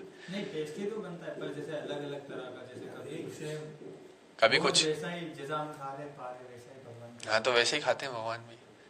भक्त खा रहा है तो वही भगवान खाएंगे। कुछ बना सकते हो कभी कभी, जब आपके पास अवेलेबल है तो बना लो, नहीं अवेलेबल। भगवान बोलते हैं पत्रम पुष्पम फलम तोयम, कुछ नहीं है तो मुझे पत्ता दे दो, जल दे दो, फूल दे दो, फल दे दो, इतना दे दो कम से कम। पत्ता तुलसी का दे दो, जल दे दो जो आपके पास अवेलेबल है, फल कोई सा भी दे दो, है ना, केला ही चल जाएगा, सस्ता आता है वो, और पत्ता ही दे दो, ओ क्या दे दो, फूल ही चढ़ा दो कोई सा भी, इसका तो कोई पैसा नहीं लगता। आप आते हो बेच पे, घर से लेके आ सकते हो, घर पे हो तो घर पे चढ़ाओ, है कि नहीं। वो ये थर्ड श्लोक में थोड़ा मतलब कुछ है क्या, मतलब थोड़ा डीप थर्ड वाला बताया था ना उस दिन, मैं नहीं आया था ना इसलिए। थर्ड वाला अब आप रिकॉर्डिंग ले लेना, उसमें डीप कहानी है। डीप है, ठीक है, क्योंकि दो सुनाई से थोड़ा समझ में आ गया, थर्ड में थोड़ा। हाँ, आपके पास है ना तो लेके आओ फिर भगवद गीता। घर पे क्या ही के लिए रखा उसको, पढ़ोगे कब? आप क्यों नहीं लेके आए? आप क्यों नहीं लाए? क्यों? आप में से कौन कौन उद्गार में गया था? आप सबके धोती कुर्ता कहाँ है? हैं? मैंने तो बेस में ही पढ़े थे। आप कहाँ पढ़े थे? घर पे था उसका। तो नहीं, आप भी पढ़ जाते हैं आगे। भगवद गीता भी घर पे पढ़ी है। पापा कहाँ पढ़े हैं? नहीं, पापा तो घर पे रहते हैं। भगवद गीता पढ़ी है, भगवद गीता रखी है, धोती कुर्ता रखे हैं, पढ़े क्या होता है? पहन लो तो आकर के, तो घर पे आके पहनाए आपको, ये चाहते हो आप? जब है धोती कुर्ता, कोई लक्ष्मी भी खरीद नहीं करनी है, सब कुछ नहीं करना है, तो भी नहीं पहन के आएंगे, तो फिर पहनो कच्चे घूम के, फिर क्या करें बाहर के कपड़े पहनने। तो आप लोगों के पास है तो पहनो भाई, जिसके पास है ही नहीं होता तो समझ में भी आता है, हैं? एक दिन के लिए खरीदते हो क्या उसको, कि भाई एक ही दिन पहनेंगे बस? आप लोगों को 1-2 महीने से कह रहा हूँ मैं, पहनो पहनो पहनो, अब के बार नहीं पहने तो आपको बिना कपड़ों के बिठाएंगे फिर यहाँ पे, ठीक है आपके पास तो पहनो ना, क्या दिक्कत है? हाँ, आपको क्या दिक्कत है? आपको तो 4 साल से आ रहे हो, आपको धोती कुर्ता नहीं पहनना आ रहा है क्या? आपको वंश रू मेरे पास इन्होंने मेरे को दिए थे इसलिए, और कोई? हाँ, वो घर से पहन के आने में दिक्कत है। हाँ, तो यहाँ आके पहन लो, आपको क्या दिक्कत है? हैं? आपको तो कुछ वो भी नहीं था, उसकी भी हेल्प किया था आपको, तो भी नहीं पहन रहे हो फिर आप, तो गलत बात है ना? गलत है कि नहीं है मोहित प्रो? फिर पहनो, अब से अगली बार से पहनना है, ठीक है? हम ही नहीं पहनेंगे तो फिर कौन पहनेगा? अफ्रीकन है? वो तो पहनते हैं हाँ, तिलक भी नहीं लगता किसी के, टोपी ला दूंगा अगली बार, पहन लेना, घर चले जाना, एक कैंची और एक टोपी, ठीक है? पहले ऐसे लाइन में खड़ा करते थे सबको, सबको खतना कर दो, ठीक है? चलो, हरे कृष्णा। जगत गुरु श्रील प्रभुपाद की, ग्रंथराज श्रीमद् भगवद गीता की, श्रील प्रभुपाद की, निताई गौर हरि प्रेमानंदे। हरि हरि।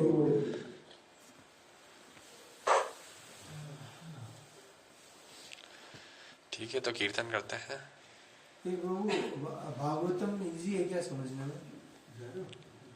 इजी तो ये भी, हाँ मतलब इससे तो इजी है, मतलब उसमें केवल लीला है तो? नहीं ऐसा नहीं है, उसमें भी शुरू के 2-3 स्कंद में तो अच्छी खासी फिलोसॉफी है। नहीं, मेरी पत्नी बोल रही थी पढ़ने। प्रभुपाद जी की तो भगवद गीता भी चलेगी, कोई दिक्कत नहीं है, इतनी टफ नहीं है। उनको लेक्चर की रिकॉर्डिंग भी दे सकते हो आप। उनको क्या, उनमें लीलाओं में ज्यादा आनंद आता है, तो तो ये रिकॉर्डिंग दे देना, इसमें लीलाएं सुनाई है इतनी, या हम वैष्णव महाराज जी की भगवता लेक्चर दे देना, उसमें लीला भी सुनाते हैं। महाभारत की भी बहुत सारी है ना, तो कनेक्ट कर करके बताते हैं जब, तो अच्छा लगता है।